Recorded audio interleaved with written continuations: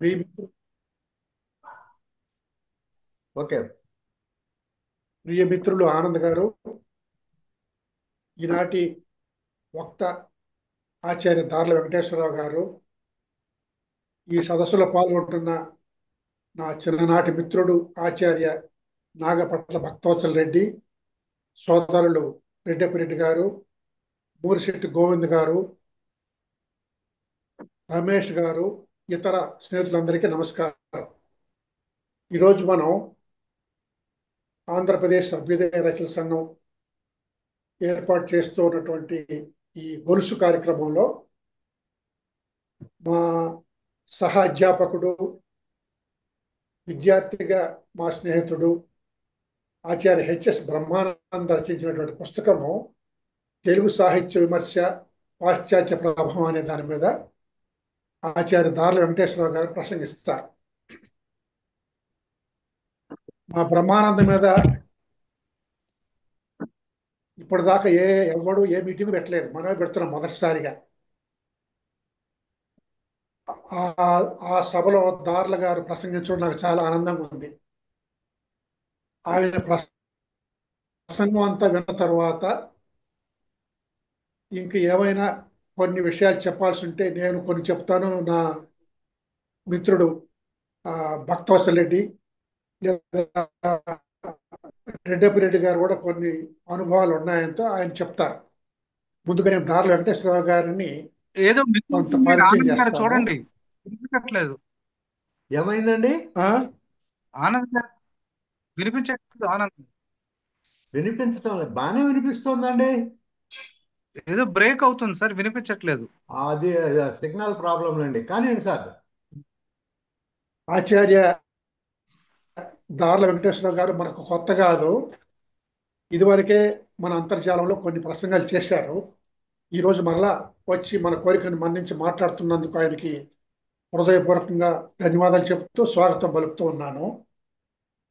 దార్ల వెంకటేశ్వరరావు గారు ఒకనాటి తూర్పుగోదావరి జిల్లా, ఇప్పటి కోనసీమ అంబేద్కర్ జిల్లాలో చెయ్యేరు అగ్రహారంలో ఆయన 1973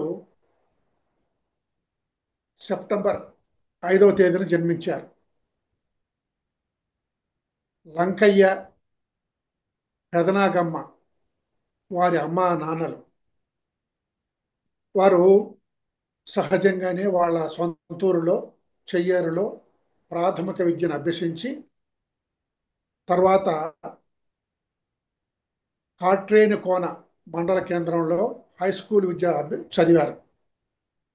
ఇంటర్మీడియట్, డిగ్రీ రెండూ కలిపి ఆయన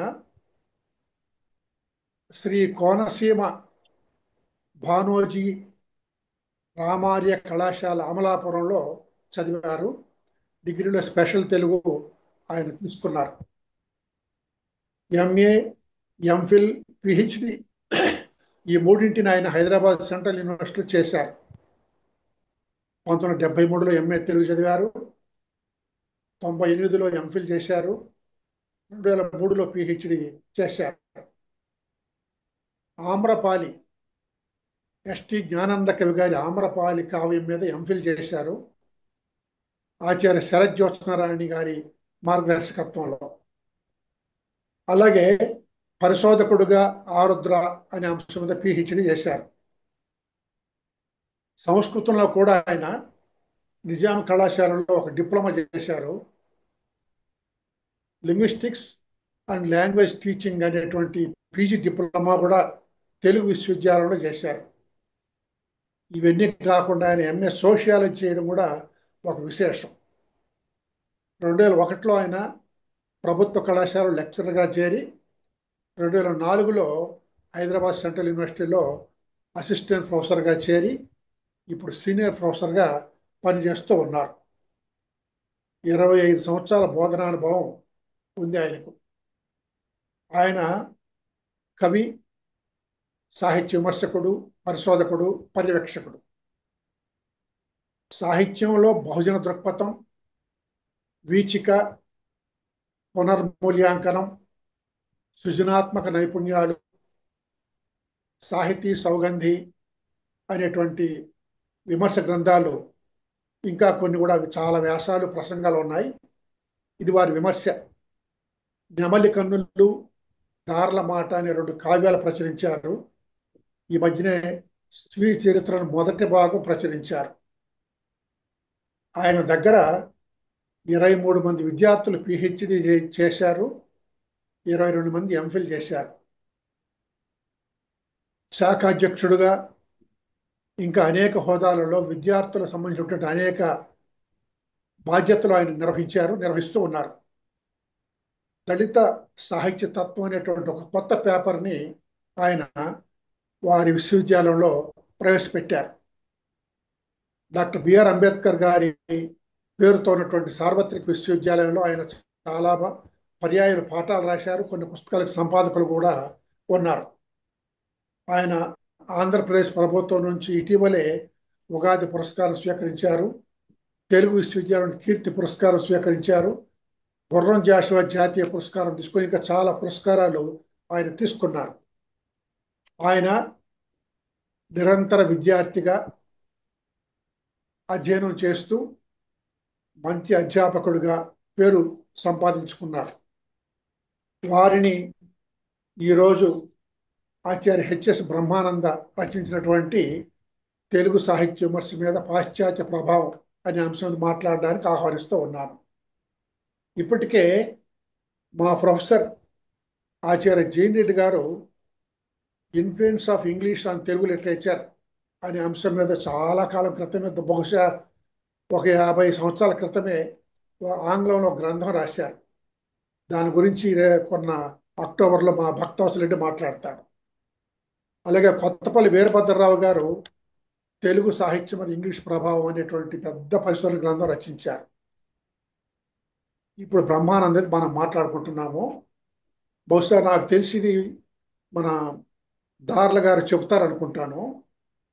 తెలుగు విశ్వవిద్యాలయం వారు లేక తెలుగు విశ్వవిద్యాలయం వారే ఈ అంశం మీద పోటీ నిర్వహించారు ఒక సంవత్సరం. బహుశా ఆయన తోమాట దొండప్ప గారు ఉన్నప్పుడు ఈ ప్రోగ్రాం బాగా జరిగేది. ప్రతి సంవత్సరం ఒక అంశాన్ని ఇచ్చి పోటీ పెట్టేవారు. వచ్చిన ఎంట్రీస్లో నుంచి ఒక ఉత్తమ గ్రంథానికి పురస్కారం ఇచ్చేవారు. అదే సమయంలో బ్రహ్మానందతో పాటు ఆచార్య జీవి సుబ్రహ్మణ్యం గారు కూడా రాసినట్టున్నారు. కానీ అప్పుడు బహుమతి బ్రహ్మానందకు వచ్చింది. అయితే చమత్కారంగా జీవి సుబ్రహ్మణ్యం గారికి కేంద్ర సాహిత్య అకాడమీ పురస్కారం లభించింది. ఇది ఒక విషయము. ఇది దార్ల గారికి కూడా తెలిసి ఉంటాయి. ఇవి నేను ఎక్కువ వివరాలు చెప్పకుండా దార్ల వెంకటేశ్వరరావు గారిని ప్రసంగించవలసిందిగా ఆహ్వానిస్తున్నాను. ఆయన చెప్పేసిన తర్వాత బ్రహ్మానందకు సంబంధించిన ఏమైనా విషయాలు ఉంటే నేను చెప్పడానికి, మా మిత్రులు చెప్పడానికి ప్రయత్నం చేస్తాను. దార్ల గారు ప్రసంగిస్తారు.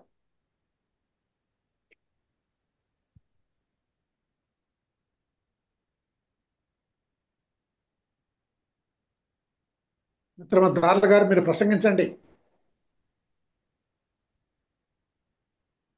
సార్ మీరు మ్యూట్లో ఉన్నారా? ఒకసారి చెక్ చేయండి. అవును సార్, మ్యూట్ లో ఉన్నాను. నమస్కారం సార్, అందరికీ నమస్కారం అండి.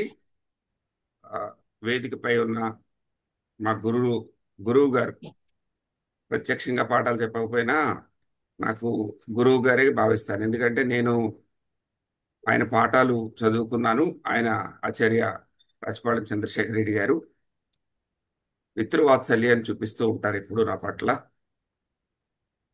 ఆయన అనేక వ్యాసాలు రాయించారు నా చేత, అనేక ప్రసంగాలు చేయించారు, అనేక పుస్తకాలు చదివించారు, మాట్లాడించారు.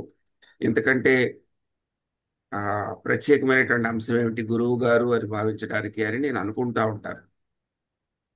ఆయన ప్రోత్సాహాన్ని నేను ఎప్పుడు కూడా గుర్తు చేసుకుంటూ ఉంటాను. అందుకని నేను గురువు గారు అని సంబోధించడంలో ఔచిత్యం ఉందని నేను అనుకుంటున్నాను. ఆచార్య రాచపాళెం చంద్రశేఖర్ రెడ్డి గారికి నమస్కారం. ఈ సందర్భంగా ఆయన ఆంధ్రప్రదేశ్ రాష్ట్ర అభ్యుదయ రచయితల సంఘం అధ్యక్షులుగా వారు ఈరోజు కార్యక్రమానికి అధ్యక్షత వహించటం గౌరవంగా భావిస్తున్నాను. ప్రముఖ కవి, మంచి వక్త, భాగవతార్, అన్నింటికి మించి మంచి పరిశోధకుడు డాక్టర్ హెచ్ఎస్ బ్రహ్మానంద గారి తెలుగు సాహిత్య విమర్శ పాశ్చాత్య ప్రభావం అనే ఈ కార్యక్రమాన్ని ఏర్పాటు చేసిన దగ్గర నుండి ప్ర- ఆ ఎందుకో ఆయన ఎవరు ఆనంద్ గారు ఫోన్ చేస్తున్నారు అంటే ఇదేదన్నా వాయిదా పడుతుందేమో అనుకునేవాడు. ఎందుకంటే 2 సార్లు వాయిదా పడింది. గురువు గారు ఫోన్ చేసినా సరే ఇదేదైనా వాయిదా పడుతుందేమో అనుకునేవాడిని. కానీ అలర్ట్ చేస్తూ ఉండేవారు, మీరు ఆయన దాని మీద సిద్ధమయ్యారా లేదా అని. అందుకని ఆనంద్ గారికి నమస్కారం తెలియజేస్తున్నాను. సమావేశంలో ప్రముఖులు ఎంతో మంది పాల్గొన్నారు. మా గురువు తుల్యులు, నేను diploma in teaching and language studies చదువుకున్నటువంటి గురువు గారు ఆచార్య ఉషాదేవి గారు, తెలుగు యూనివర్సిటీలో ప్రొఫెసర్గా ఉన్న వారు కూడా ఉన్నారు. వారికి నమస్కారాలు తెలియజేస్తున్నాను. మంచి రచయిత, సహృదయులు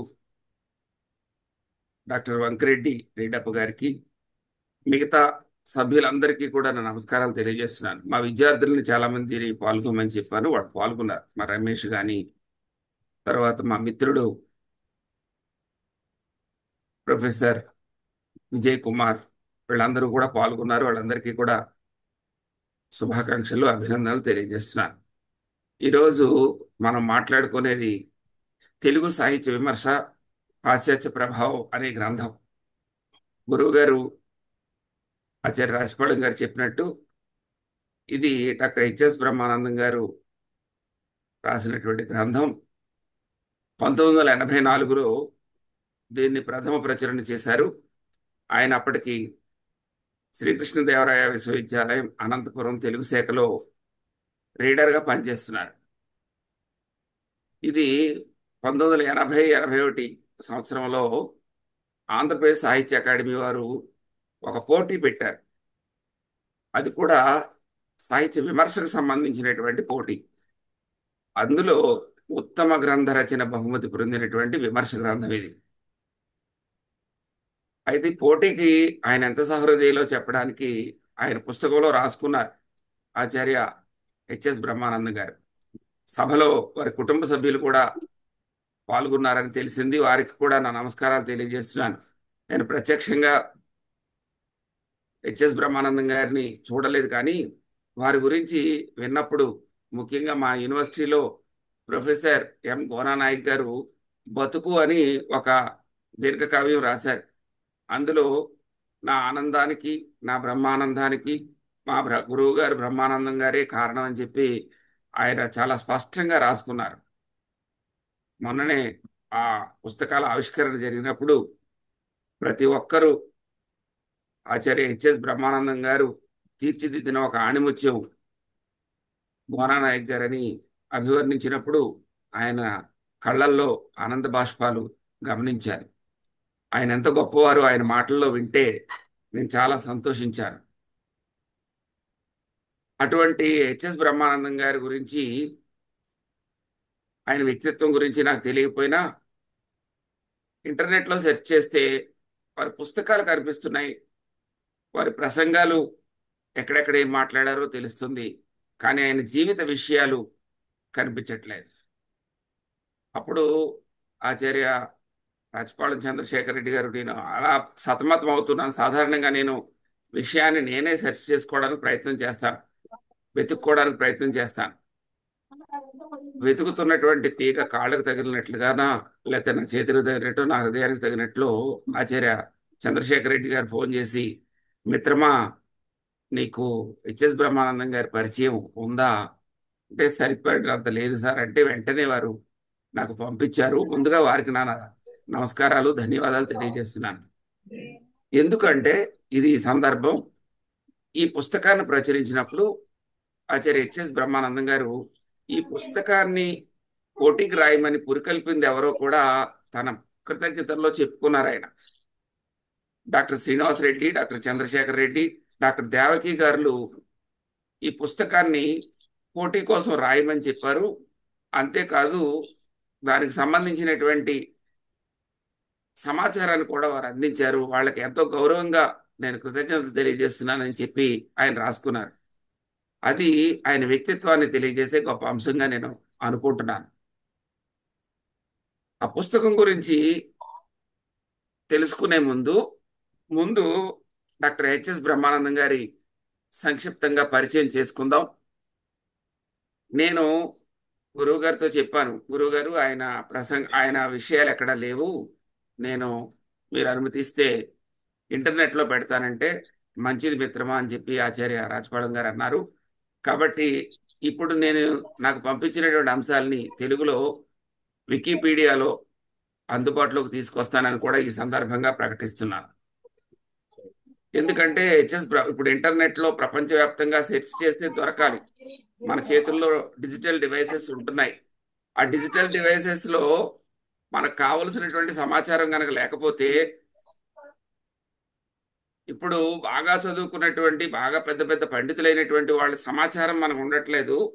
కానీ ఎవరైతే ఆ సాంకేతికత బాగా తెలుసో వాళ్ళకి సంబంధించినటువంటి సమాచారం మాత్రమే ఉంటుంది. అంచేత ఇటువంటి వారి సమాచారం కూడా మనం పెట్టవలసిన అవసరం ఉంది. అందుకని నేను ఈ ప్రసంగం అయిన తర్వాత నా బ్లాగ్తో పాటు వికీపీడియాలో కూడా పెడతానని తెలియజేస్తున్నాను. డాక్టర్ హెచ్ఎస్ బ్రహ్మానందం గారు ప్రముఖ పరిశోధకుడు, భాషా శాస్త్రవేత్త, రచయిత, మంచి వక్త, గాయకులు, హరికథ భాగవతాల్లో ఆయన చాలా ప్రసిద్ధులు. మంచి అందగాడు అని కూడా చాలామంది చెప్పారు. ఆయన ప్రసంగం ఎంతో బాగుంటుంది, అమృతప్రాయంగా ఉంటుంది. ఆయన చూడడం ఎంత అందంగా ఉంటుందో రంగు ఆయన మాట, హలో, చూడడం ఎంత అందంగా ఎవరు ఉంటుందో మాట్లాడితే బ్రదర్? కూడా అంత వినసొంపుగా ఉంటుంది అని చెప్పారు చాలా మంది. వీరు శ్రీ వెంకటేశ్వర యూనివర్సిటీలో సంస్కృతం, ఉస్మానియా విశ్వవిద్యాలయంలో తెలుగు, అలా రెండింట్లోనూ కూడా ఎంఏ డిగ్రీ చేశారు. రెండింట్లోనూ స్వర్ణ పతకాలు సాధించారు. అంతవరకు ఉన్నటువంటి కళా హై స్కూలు కళాశాల విద్యార్థిగా కూడా ఆయన అనేకమైనటువంటి బహుమతులు పొందారు. 1979లో శ్రీ వెంకటేశ్వర యూనివర్సిటీ తిరుపతి నుండి థియరీ ఆఫ్ సజెస్టివిటీ అంటే వ్యంజన సూత్రం అనే పేరుతో ఆయన పిహెచ్డి చేసి డాక్టరేట్ పట్టా పొందారు. చిత్రం ఏంటంటే ఆయన బంజారా మాండలికాల మీద యూజీసీ వారి మేజర్ మైనర్ రీసెర్చ్ ప్రాజెక్టులు కూడా పూర్తి చేశారు. ఒక బంజారాల మీద ఒక అగ్రవర్ణానికి చెందినటువంటి వ్యక్తి పరిశోధన చేయాలంటే ఎంత సహృదయత ఉండాలో వారు చేసినటువంటి ఆ పరిశోధనల్ని తెలియజేస్తున్నాయి. 1975లో ఆయన జూనియర్ లెక్చరర్గా శ్రీ వెంకటేశ్వర కళాశాల ఢిల్లీలో ఆయన ఉద్యోగ జీవితాన్ని ప్రారంభించి 1976లో శ్రీకృష్ణదేవరాయ విశ్వవిద్యాలయ అనంతపురంలో లెక్చరర్గా, రీడర్గా, ప్రొఫెసర్గా, డీన్గా వివిధ హోదాలలో ఆయన పనిచేశారు 2010 వరకు. 1990 నుండి 1990 నుండి ఆయన 1999 నుండి 2005 వరకు తిరుమల తిరుపతి దేవస్థానంలో సెక్రటరీగా కూడా పనిచేశారు. 2013 నుండి 2015 వరకు శ్రీకృష్ణదేవరాయ విశ్వవిద్యాలయ అనంతపురంలో మరలా యూజీసీ ఎమిరిటస్ ఫెలోగా ఆయన పరిశోధన చేశారు. సుమారు 27 మంది ఆయన పర్యవేక్షణలో పిహెచ్డి డిగ్రీ అందుకున్నారు. 32 మంది ఎంఫిల్ పట్టాలు పొందారు. ఇది కేవలం ఒకే అంశం మీద కాకుండా సాహిత్యం మీద పరిశోధన, తత్వశాస్త్రం, భాషాశాస్త్రం, జానపద శాస్త్రం, జానపద విజ్ఞానం, జానపద సాహిత్యం, ఇలా అనేకమైనటువంటి అంశాల్లో ఆయన ఈ పరిశోధనలు చేయించారు. సుమారు 35 పుస్తకాలు ప్రచురించారు. వివిధ పత్రికల్లో, ప్రత్యేక సంచికల్లో సుమారు 250 వ్యాసాల వరకు ఆయన ప్రచురించారు. దీంతో పాటు ఆయన 1982లో అంటే 81లో ఈ ఆంధ్రప్రదేశ్ సాహిత్య అకాడమీ పురస్కారం కోసం తెలుగు సాహిత్య విమర్శ ప్రాచుర్య ప్రభావం అనే గ్రంథం దానికి వచ్చింది. తర్వాత మరలా 1986లో ఆంధ్రప్రదేశ్ సాహిత్య అకాడమీ పురస్కారం తెలుగు సాహితీకి నన్నయ్య వరవడి అనే పుస్తకానికి కూడా లభించింది. 2 పురస్కారాలు సాహిత్య అకాడమీ నుండి పొందినటువంటి అద్వితీయులు వీరు. వీరు రచించినటువంటి శిష్ట సాహిత్యంలో జానపద ధోరణులు అనే గ్రంథానికి 1989లో పొట్టి శ్రీరాములు తెలుగు విశ్వవిద్యాలయం వారు ఉత్తమ గ్రంథం పురస్కారం ఇచ్చి గౌరవించారు. మరలా 2011లో అదే విశ్వవిద్యాలయం తెలుగు సాహిత్య విమర్శలో చేసిన కృషికి గాను హెచ్ఎస్ బ్రహ్మానందం గారికి ప్రతిభా పురస్కారం ఇచ్చి సత్కరించారు. అంతేకాదు వీరు గోరెంట్ల సాంస్కృతిక సంస్థ వాళ్ళు 1998లో హరికథ సుధాకర అనే బిరుదునిచ్చి గౌరవించారు. వీరు హరికథా గానంలో చేసిన సేవకు అనేక సంస్థలు పురస్కారాలు సత్కారాలతో గౌరవించారు. అంతేకాదు ఆయన హరికథ మీద 4 పుస్తకాలు రచించారు కూడా. శ్రీ వెంకటేశ్వర సంగీత కళాశాలలో హరికథ సంగీతాలలో చదువుకుంటున్న తన నాన్నగారి పేరుతో చదువుకుంటున్నటువంటి విద్యార్థులకి తన నాన్నగారి పేరుతో స్కాలర్షిప్ కూడా ఇచ్చేందుకు 1,00,000 విరాళాన్ని ఇచ్చారు. ఆ రోజుల్లో 1,00,000 అంటే ఇప్పుడు దానికి ఎంత గౌరవం ఉంటుందో ఆలోచించాలి. శ్రీకృష్ణదేవరాయ విశ్వవిద్యాలయం అనంతపురంలో పనిచేస్తున్నటువంటి ఉద్యోగుల రిలీఫ్ ఫండ్ కోసం ఆయన 50,000 విరాళాన్ని అందించారు. శిక్ష వేద విద్యా పురస్కారాలను కూడా వీరు అందుకున్నారు. ఈ పురస్కారాన్ని ఉజ్జయినిలోని మహర్షి సాందీపని వేద విశ్వవిద్యాలయం వారు 2003లో గౌరవించారు. నిజానికి ఆయన వేదాలు, ఉపనిషత్తులు, భారతీయ సంస్కృత సాహిత్యం పట్ల విశేషమైనటువంటి అధ్యయనం ఉంది వారిలో. వారి అధ్యయనం వలన మనకు లభించినటువంటి గొప్ప అదృష్టం ఏంటంటే భారతీయ సాహిత్య శాస్త్రం యొక్క పరిభాష మనం జాగ్రత్తగా అధ్యయనం చేయాలి అని వారి రచనలు చదువుతుంటే అర్థమవుతుంది. భారతీయ అలంకార శాస్త్రంలో ఉన్నటువంటి పరిభాష అంత సులభంగా అర్థం కాదు. పరిభాష మీదే ప్రత్యేకమైనటువంటి అధ్యయనం చేయాలి అని వారు రాసినటువంటి గ్రంథాలను చదివితే మనకు తెలుస్తుంది.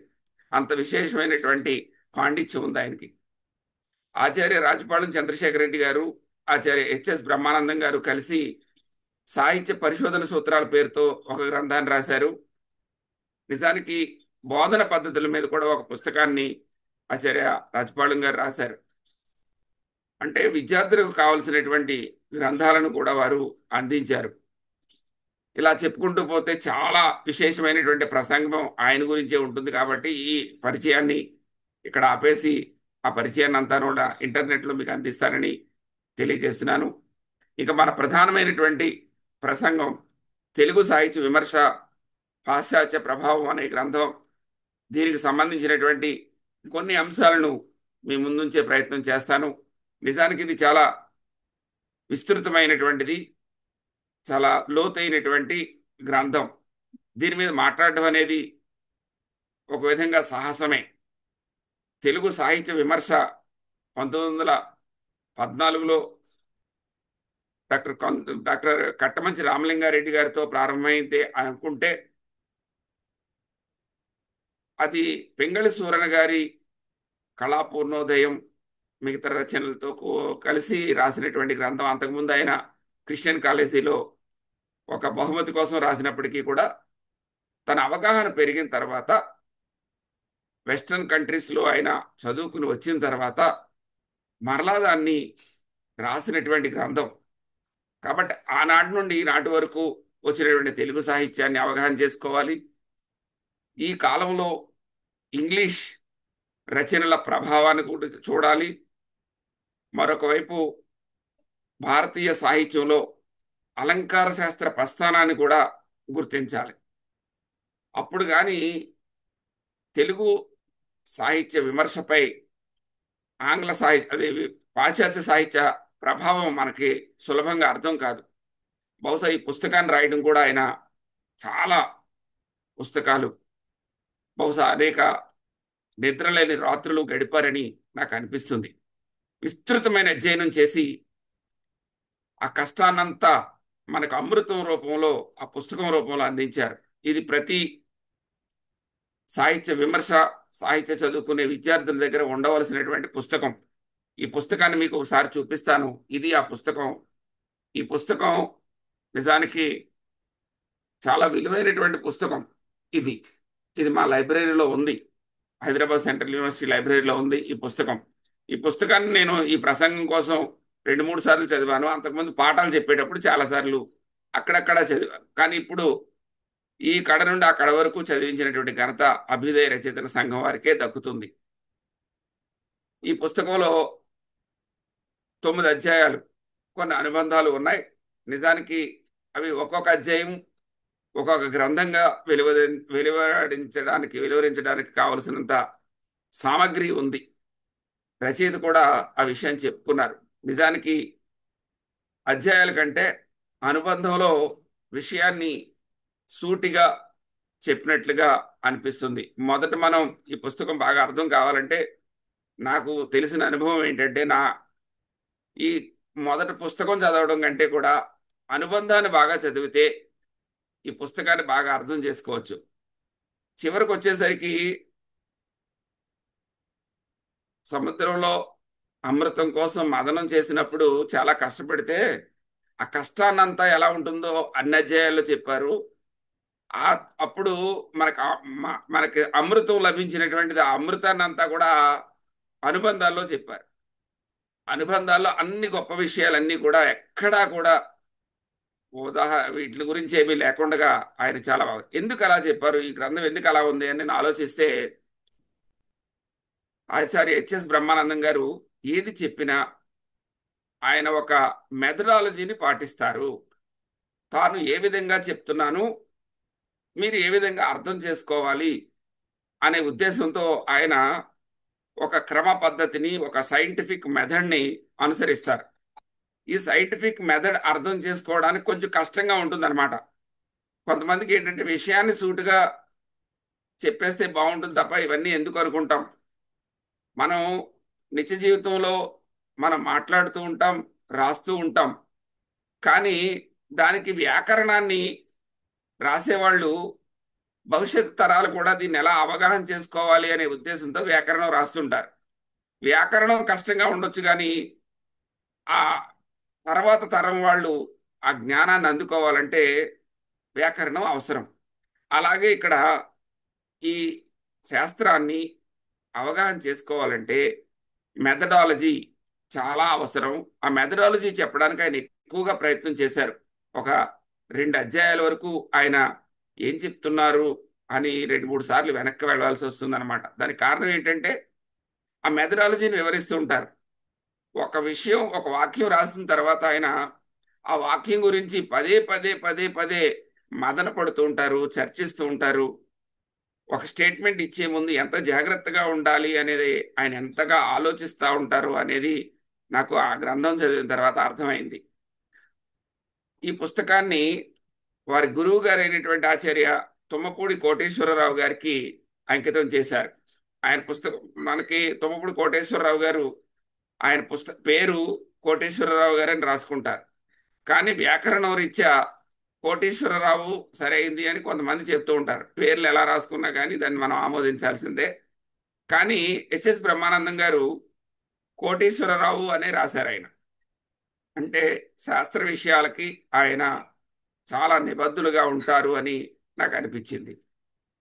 అంతేకాకుండా ఈ పుస్తకంలో తాను తీసుకున్న అభిప్రాయాల్ని ఎక్కడి నుంచి తీసుకున్నారో ఎక్కడా కూడా విషయాన్ని దాచకుండా ఫలానా గ్రంథం నుండి తీసుకున్నాను అని చాలా స్పష్టంగా చెప్పినటువంటి పరిశోధనాత్మక నిజాయితీ ఆచార్య హెచ్ఎస్ బ్రహ్మానందం గారి గ్రంథంలో కనిపిస్తుంది. ఇది చాలా అవసరం. ఈరోజు పరిశోధనలు చేయిస్తున్నటువంటి వాళ్ళు చాలామంది మేము ఎదుర్కొంటున్నటువంటి సమస్య ఏంటంటే, విద్యార్థులు పూర్వ గ్రంథాలను చదువుతారు, ఆ విషయాన్ని తీసుకుంటారు, కానీ ఆ రిఫరెన్స్ పెట్టరన్నమాట. రిఫరెన్స్ పెట్టకుండా తమ వాక్యాలుగా చెప్పుకోవడం అనేది అది నిజంగా ఒక ద్రోహం. దాన్ని ప్లాజరిజం అని మనం చెప్పుకుంటున్నాం. అంటే దాన్ని భావచౌర్యం అంటాం. భావచౌర్యం చాలా ద్రోహం అన్నమాట. కానీ హెచ్ఎస్ బ్రహ్మానందం గారు తాను రాసే ప్రతి వాక్యానికి తన పుస్తకంలో పేర్కొన్నప్పటికీ కూడా ఆ పుస్తకాన్ని కూడా ఉత్తమ పురుషులో చెప్పకుండా, నేను రాశాను అనే గర్వాన్ని ప్రదర్శించకుండా, ఒక పరిశోధకుడు ఇలా ప్రతిపాదించాడు అంటే ఎవరా పరిశోధకుడు అని చూస్తే అది ప్రథమ పురుషులో రాస్తారనమాట. చూస్తే రిఫరెన్స్లో వ్యంజన సూత్రంలో హెచ్ఎస్ బ్రహ్మానంద, తర్వాత ఏదో నేషనల్ సెమినార్లో ప్రచురించినటువంటి పత్రంలో హెచ్ఎస్ బ్రహ్మానంద అని రాసుకుంటారు. అంటే ఆత్మస్థుతిని ఎక్కువగా ఆయన ఇష్టపడడు అని దీన్ని అర్థం చేసుకోవాలి అని నేను అనుకుంటున్నాను. ఇంకా గ్రంథంలోకి వెళితే ముందు పరిధిని నిర్ణయించుకున్నారు. పాశ్చాత్యులు అంటే ఎవరో, ప్రభావం అంటే ఏంటో ఆయన సుదీర్ఘంగా చర్చించారు. ఇంగ్లాండు, ఫ్రాన్సు మొదలైన దేశాలు పాశ్చాత్యాలు, వాటి ప్రభావం పాశ్చాత్యం అనడం ఆయన ముందే స్పష్టత ఇచ్చారు. లేదా 18, 19వ శతాబ్దాల్లో అని మొదలు పెట్టామనుకోండి, అందులో ఆంగ్ల పాలన లేదా ఆంగ్ల పాలన అని కూడా మొదలు పెట్టవచ్చు. ఆ దేశాలు ప్రత్యక్ష ప్రభావం చూపాయా? ఈనాడు 20వ శతాబ్దం అంతంలో ఉన్నాం కదా, ఆంగ్ల పాలన పోయింది కదా, మరి పాశ్చాత్య ప్రభావం పోయిందా? ఈ ప్రశ్నలకు ప్రాచ్య పాశ్చాత్యాలు మానసిక భేదాలుగా గుర్తించడం అనేదే సమాధానం అని ఆయన చాలా స్పష్టంగా చెప్పారు. అంటే ఒక స్టేట్మెంట్ ఇచ్చేటప్పుడు పాశ్చాత్యులు అంటే సాధారణంగా ఇంగ్లీషు సాహిత్యం వల్ల వచ్చినటువంటి ప్రభావం అని సింపుల్గా చెప్పేస్తూ ఉంటారు. కానీ అలా కాదు. ఈ దేశంలో పాశ్చాత్య ప్రభావం ఇంగ్లాండు, ఫ్రాన్సు, తర్వాత ఇతర దేశాలు, ఇటువంటి అన్నీ కూడా ఆ సాహిత్యం నుండి వచ్చినటువంటి భావాలన్నీ కూడా మన భారతీయులలో జీర్ణించుకున్నాయి. అందుచేత ప్రాచ్య పాశ్చాత్యాలు అనేవి మానసిక భేదాలుగా గుర్తించాలి అని చెప్పడం ఆయన సమన్వయ దృక్పథానికి, ఆలోచన విధానానికి నిదర్శనంగా మనం భావించవచ్చు. ప్రాచ్య పాశ్చాత్యాలు అనేవి భౌగోళిక విభజనలు కాదు, అవి మానసిక దృక్పథాల భేదాలు అని ఆయన చాలా స్పష్టంగా చెప్పారు. అంటే పాశ్చాత్యం అనేది కేవలం యూరప్, అమెరికా అనే అర్థంలో కాదు, ఒక ఆలోచన ధోరణి. అందుకే ఆయన పాశ్చాత్య ప్రభావాన్ని భావనా వికల్పం అని నిర్వచించారు. దీన్ని ఇంగ్లీష్లో ఏమంటారంటే ఏ ట్రెండ్ ఆఫ్ థింకింగ్. నేను ఇంతకు ముందే అన్నాను, ఆయన పారిభాషిక పదాలని చాలా గాఢమైన సంస్కృత పదభూయిష్టమైనటువంటి శైలిలో చెప్తారనమాట. దానికి కారణం ఏంటంటే ఆయన విస్తృతమైనటువంటి సంస్కృత గ్రంథాల అధ్యయనం ఒకటి, మన తెలుగులో అంటే మన సంస్కృతం పరిభాషనే మనం ఉపయోగించిన సాధ్యమైనంత వరకు దీన్ని ఇంగ్లీష్లో చెప్పడం కంటే సంస్కృతంలోనైనా లేదా తెలుగులో అయినా, సంస్కృతాన్ని తెలుగులో చేసుకున్నటువంటి తెలుగులోనైనా చెప్తే భారతీయత ఉట్టిపడుతుంది అని భావిస్తారు ఆయన. అందుకని ఏ ట్రెండ్ ఆఫ్ థింకింగ్ అనే దాన్ని భావనా వికల్పం, అంటే పాశ్చాత్య ప్రభావం ఏ ట్రెండ్ ఆఫ్ థింకింగ్ అనమాట, ఒక ఆలోచన ధోరణి అది. తెలుగు సాహిత్య పరిణామ చరిత్రలో ఆయన 19, 20 శతాబ్దాలు పాశ్చాత్యీకరణకు నిదర్శనంగా భావించారు. ఆయన ఈ మార్పుని ఆయన కొన్ని దశలుగా విడగొట్టాడు. మూడోది ప్రభావం అనే దశ ఉంటుంది. అంతకుముందు అనుకరణ, తర్వాత కొన్ని దశలుగా ఆయన చెప్పారు స్పర్శ దశ అని. పూర్వ దశలు ప్రస్తుతాంశం ప్రభావం మీద ఆ దశ గడిచిపోయింది. ఈనాడు జరుగుతున్నటువంటి 4వ దశ అభేదం, వీటిని వరుసగా ఆయన చెప్పారు. అంటే ప్రభావ దశకి అంటే పాశ్చాత్య సాహిత్య విమర్శ ప్రభావం రావడానికి ముందు 2 దశలు ఉన్నాయి. ఆ దశల్ని చూసుకోవాలి ఒకటి. రెండోది ప్రభావ దశ అయిన తర్వాత అభేదం, అంటే వెస్ట్రన్ ఇన్ఫ్లుయెన్స్కి ఇండియన్ ఇన్ఫ్లుయెన్స్కి తేడా లేకుండా మనం సాహిత్య విమర్శను ఎలా బోధిస్తున్నాము అనేది 4 దశలుగా ఆయన విభజించారు. ఈ 4 దశలను వివరించడంలో ఆయన చాలా తర్జన భర్జనలు గురయ్యారనమాట. ఒక ఒక స్టేట్మెంట్ ఇచ్చేటప్పుడు తర్కం ప్రవేశించాలి. ఆ తర్కం ప్రవేశించినప్పుడు జ్ఞానం స్పష్టమవుతుంది.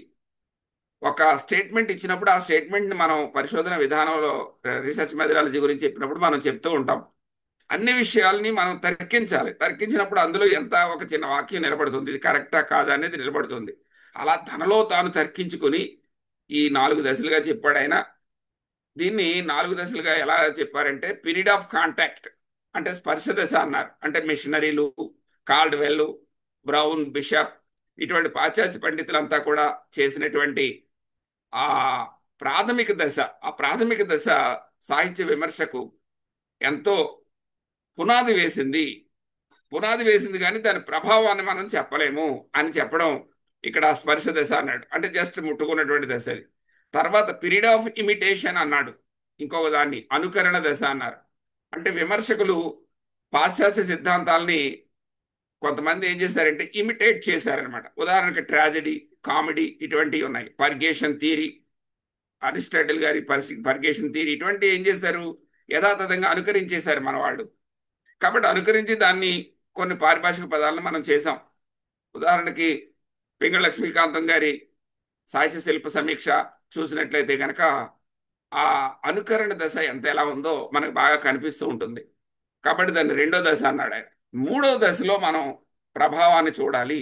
అంటే పాశ్చాత్యుల యొక్క ఆలోచనలు తెలుగు విమర్శన అంతర్గతంగా ఎట్లా ప్రభావితం చేసింది, ఆ ప్రభావం ఎలా కనిపిస్తుంది అనేది పీరియడ్ ఆఫ్ ఇంపాక్ట్ అన్నాడు ఆయన. పీరియడ్ ఆఫ్ ఇంపాక్ట్ అన్నారు. అంటే అనుకరణ, దాని ప్రభావ దశ అన్నారు. ఇంకా నాలుగోది పీరియడ్ ఆఫ్ ఐడెంటిటీ, అంటే అభేదం. అంటే దేశీయత పాశ్చాత్యం అనేది భేదాలు సమన్వయపోయి భేదం కూడా కలిసిపోయినటువంటి ఒక దశలో మనం ప్రస్తుతం ఉన్నాం. అంటే ఒక దార్శనికుడుగా హెచ్ఎస్ బ్రహ్మానందం గారు పాశ్చాత్య ప్రభావాన్ని ప్రస్తుతం ఎలా ఉందో చెప్తూనే భవిష్యత్తులో మనం ఎలా ఉంటున్నాము అనేది కూడా ఆయన చెప్పాడు. అది ఒక ద్రష్టకు ఉన్నటువంటి లక్షణం, ఒక ఋషితుల్యతకు ఉన్న లక్షణం. నిజమైనటువంటి మహర్షులు చేసిన పని ఏంటంటే భవిష్యత్తులో ఈ సమాజం ఎలా ఉంటుంది, భవిష్యత్తులో ఈ ప్రపంచం ఎలా ఉంటుంది అని ఊహించగలిగారు. నేనేమనుకుంటానంటే ఆచార్య రాజపాళెం చంద్రశేఖర్ రెడ్డి లాంటి వారు ఋషితుల్యులు. వారు గురజాడ మీద రాసినటువంటి అనేకమైనటువంటి అంశాలు చదువుతూ ఉంటే భవిష్యత్తు సమాజం గురించి గురజాడ వారు ఎలా ఊహించారు, దీన్ని ఎలా రాబోతుంది అనేది ఆయన ఋషితుల్యతతో చెప్పారు. నాకు అనిపిస్తుంది ఇలాంటి గొప్ప గొప్ప ప్రొఫెసర్సే ఆనాడు మనకి ఋషులుగా భావించారేమో. అంటే విస్తృతమైనటువంటి అధ్యయనం చేసినటువంటి మహానుభావుల్నే మునులు అంటే ఋషులుగా అన్నారేమో. అటువంటి ఋషితుల్యత హెచ్ఎస్ బ్రహ్మానందం గారిలో నేను గమనించానని చెప్పడం కోసం ఈ మాటలు చెప్తున్నాను. బ్రహ్మానందం గారి వ్యాఖ్యానానికి సంబంధించిన మొత్తం ఈ 4 విమర్శ స్వరూపం ఒక దశలో వేరొక దశలో వేరువేరుగా ఉండడం సహజం, కానీ అంతర్భావం మాత్రం స్థిరంగానే ఉంటుంది అని ఒక స్టేట్మెంట్ ఇచ్చారు ఆయన. అంటే విమర్శ స్వరూపం ఓ దశలో వేరొక దశలో వేరువేరుగా ఉంటుంది, కానీ అంతర్భావం స్థిరంగా ఉంటుంది. అంటే ఆ విమర్శ ఎలా కొనసాగుతుంది, విమర్శకు ఉన్నటువంటి లక్షణం గుణదోషాలని గుర్తించడం, అవసరమైతే ఏది గుణం కాదో చెప్పి దాన్ని సరిచేయడం. కానీ పరిశోధనకు ఉన్నటువంటి లక్షణం ఏంటంటే సత్యాన్ని అన్వేషించిన సత్యాన్ని బహిర్గతం చేయడం విమర్శకున్నటువంటి పరిశోధనకున్న లక్షణం. చరిత్రకున్న లక్షణం ఏమిటంటే గతంలో అంటే గత నిమిషం వరకు జరిగినటువంటిదంతా కూడా చరిత్రగానే భావిస్తాం. కానీ ఆ చరిత్రను రాసే పద్ధతిలో భిన్నమైనటువంటి పద్ధతులు, భిన్నమైన దృక్పథాలు ఉంటాయి. ప్రభుత్వ అధికారులు లేదా ప్రభుత్వ ఆధ్వర్యంలో జరిగే పరిశోధనలు చరిత్రలు ఒక రకంగా ఉంటాయి. ప్రజలు సురవరం ప్రతాప్ రెడ్డి లాంటి వారు రాసినటువంటి గ్రంథాలను చూస్తే ప్రజల చరిత్ర, ఖమ్మంపాటి సత్యనారాయణ గారు ఇటువంటి వారు రాసిన చరిత్రలను చూస్తే ప్రజల కోణంతో ఉంటాయి. కాబట్టి ఈ మూడింటిని కూడా పాశ్చాత్య ప్రభావంలో ఆయన చూసి చరిత్రని మనకి నేను పదే పదే ఆచార్య రాజపాళెం గారిని ఎందుకు స్మరిస్తూ ఉంటానంటే ఆయన ఇన్ఫ్లుయెన్స్ అంత నా మీద అలా పనిచేస్తుంది. ఆయన పుస్తకాలు చదువుతుంటే ఇన్ని విషయాలను చెప్పారు ఆయన అని అనిపిస్తుంది అనమాట. సాహిత్య చరిత్రలో విమర్శనాంశాలు ఉంటాయి. అది నాకు చదివినప్పుడల్లా ఇది సాహిత్య చరిత్ర అంటున్నారు, విమర్శ కనిపిస్తుంది, విమర్శ లేకుండా సాహిత్య చరిత్ర ఉండదా అని.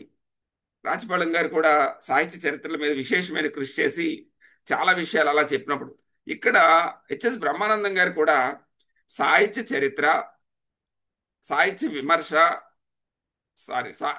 విమర్శ సాహిత్య పరిశోధన ఈ మూడు కూడా ఒకదానితో ఒకటి అవినాభావ సంబంధాలని కలిగి ఉండి వాటి ప్రత్యేకతలను కూడా కలిగి ఉంటాయి అని ఆయన ఈ గ్రంథంలో చెప్పాడు. ఆయన ఒక విధంగా చెప్పాలంటే పరిశోధనలు విమర్శలో అంతర్భాగమే అని కూడా చెప్పొచ్చు అని చెప్పారు ఆయన. అందుచేత ఆయన అనుబంధంలో గురువు గారు ఇప్పుడు చెప్పినటువంటి కొత్తపల్లి వీరభద్రరావు గారి కానీ లేకపోతే మిగతా వాళ్ళు రాసినటువంటి గ్రంథాలన్నీ కూడా ఆయన అనుబంధంలో అంటే తెలుగు సాహిత్య విమర్శపై ఇంగ్లీష్ ప్రభావం, తెలుగు సాహిత్యంపై ఇంగ్లీష్ ప్రభావం ఎలా ఉంది, సాహిత్య విమర్శపై ఎలా ఉంది, ఇవన్నీ కూడా ఆయన చెప్పినప్పుడు ఇవన్నీ కూడా చాలా జాగ్రత్తగా, అంటే తాను చెప్పదలిసినటువంటి విషయానికి ముందే చాలా జాగ్రత్తగా ప్రాతిపదికను వేసుకుంటారు. ఆయన ఒక ప్రపోజ్ చేస్తారు. ఆ ప్రపోజ్కి ఇక్కడ వేసినటువంటి ప్రపోజు చివరిలో ఫలితాంశంలో ఉంటుంది. ఫలితాంశాన్ని చేసేటప్పుడు ఏమనిపిస్తుంది, దొరికారా ఇక్కడ అని మనం అనుకుంటాం, కానీ దొరకడు ఆయన. దానికి సంబంధించినటువంటి సిద్ధాంత ప్రాతిపదిక ముందే చెప్పేస్తాడు ఆయన. కాబట్టి ఇక్కడ చెప్పింది అంటే చివరిలో చెప్పవలసినటువంటి అంశానికి ఆయన ముందుగానే ఎంత జాగ్రత్తగా తర్కించి జ్ఞాన తర్కం చేసి ఆ జ్ఞానాన్ని మనకు అందిస్తారు. కాబట్టి చాలా విశ్వసనీయమైనటువంటి విజ్ఞానం వారి వాక్యాలు అని నాకు అర్థమైంది.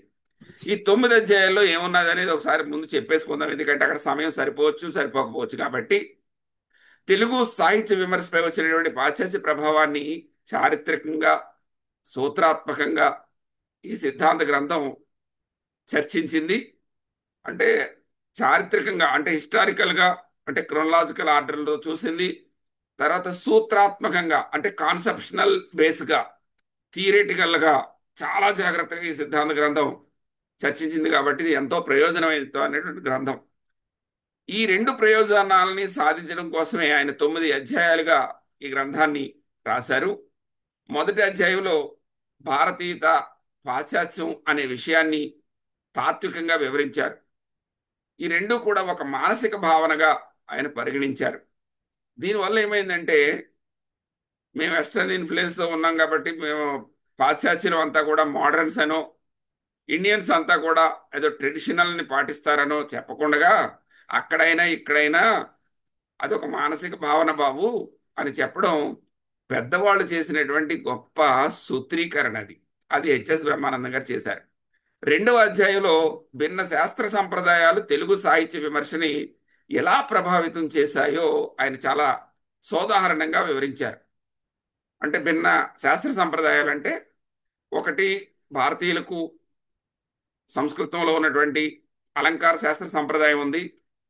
రెండవది వెస్ట్రన్ ఇన్ఫ్లుయెన్స్ కావలసినటువంటి ప్లాటో, అరిస్టాటిల్ దగ్గర నుండి ఇంగ్లీష్లో ఉన్నటువంటి అనేక గ్రంథాలు, లాంజినస్ వరకు, లాంజినస్ ఇటువంటి వాళ్ళు ఎంతోమంది, తర్వాత జేఎస్ మిలా, మొత్తం ఇంగ్లీష్లో ఉన్నటువంటి వాళ్ళంతా కూడా వాళ్ళు చేసినటువంటి ఈ 2 సంప్రదాయాలు తెలుగు సాహిత్య విమర్శని చాలా ప్రభావితం చేశాయి అని చెప్పి ఇక్కడ తెలుగు సాహిత్య విమర్శకి ఆ పాశ్చాత్య ప్రభావాన్ని ఒక సమన్వయ దృక్పథంతో 2వ అధ్యాయంలో చెప్పారు. 3వ అధ్యాయంలో ఆయన ఏం చేశారంటే, ఆంగ్ల విద్య వల్ల మన దేశంలో తెలుగు సంస్కృతి అవగాహనకు సంబంధించి దాని ద్వారా సాహిత్యపరంగా వచ్చినటువంటి పునరుజ్జీవన లక్షణాన్ని ఆయన చెప్పారు. ఒక చోట అంటాడు ఆయన, పాపం అమాయకులైనటువంటి అగ్రవర్ణాల వారు భారతీయ సాహిత్యాన్ని పట్టుకుని ఇదే గొప్పదని అనుకుంటూ ఉన్నారు, వాళ్ళ అమాయకత్వం అని చెప్తాడు ఆయన. నాకు భలే ఆశ్చర్యం వేసింది. అంటే కొంతమంది పండితులు తాము పట్టిందే గొప్ప, తాము పట్టిన కుందేలుకి 3 కాళ్ళు అని వాదించే తత్వాన్ని ఆయన చాలా సరదాగా, చాలా తేలిగ్గా, చాలా బాధగా, పాపం అగ్రవర్ణాల వారు అంటే ఈ సాహిత్యం అంతా ఒకప్పుడు వాళ్ళు చదివిందే, వాళ్ళు చెప్పిందే వేదం, కాబట్టి వాళ్ళని చాలా జాగ్రత్తగా వాళ్ళని క్షమించి వదిలేయండి అన్నట్టుగా చెప్పాడు ఆయన. కాబట్టి పునరుజ్జీవనం ఎందుకు చేసుకోవాల్సి వచ్చింది అంటే వెస్టర్న్ ఇన్ఫ్లుయెన్స్ వల్ల ఆయన చాలా చాలా స్పష్టంగా ఆయన సూత్రీకరణ చేశారు. 4వ అధ్యాయంలో ఆయన ఏం చేశారంటే, ప్రాచీనమని ఆధునికమని భావించబడే దృక్పథాలకి సామంజస్యం ఏంటి అని కూడా చెప్పాడు ఆయన. అంటే ప్రాచీనం ఎట్లా, ఆయన చాలా సరదాగా చెప్తున్నట్టు ఉంటుంది. ఎలాగంటే, ప్రాచీన భావాలను ఇష్టపడేవారు లేదా సంస్కృత సంప్రదాయాన్ని అనుసరించే వాళ్ళు ఏమంటారంటే ఆయన చెప్పాడు, చాలా సరదాగా చెప్పినట్టు చెప్పాడు, కానీ చాలా విలువైనటువంటి విషయం. సంస్కృతంలో ఉన్నటువంటి శ్లోకాల్ని లేకపోతే సంస్కృతంలో ఉన్నటువంటి భావాల్ని వాళ్ళు తమ వ్యాసాల్లో కోట్ చేస్తూ ఉంటారంట. ఈ మాట చెప్పిన తర్వాత నిజంగా గతంలో చదివిన వ్యాసాలన్నీ చూస్తే నిజమే కదా అనిపించింది. ఆధునికులైనటువంటి భావించే వాళ్ళంతా ఏం చేస్తారంటే, ఇంగ్లీష్లో ఉన్నటువంటి శ్లోకాల్ని, ఇంగ్లీష్లో ఉన్నటువంటి భావాల్ని కోట్ చేస్తూ ఉంటారు. దీన్ని బట్టే మనం ప్రాచీనుల ఆధునికుల అనే ఆ దృక్పథాలు మనం తెలిసిపోతూ ఉంటుంది, కానీ దాంతో మాత్రమే తెలియడం సరైనది కాదు అని చెప్తాడు ఆయన. అంటే దేన్ని కూడా వెంటనే ఒక నిర్ణయానికి వచ్చేయొద్దు అని చెప్పడం ఆయనలో ఉన్న లక్షణం.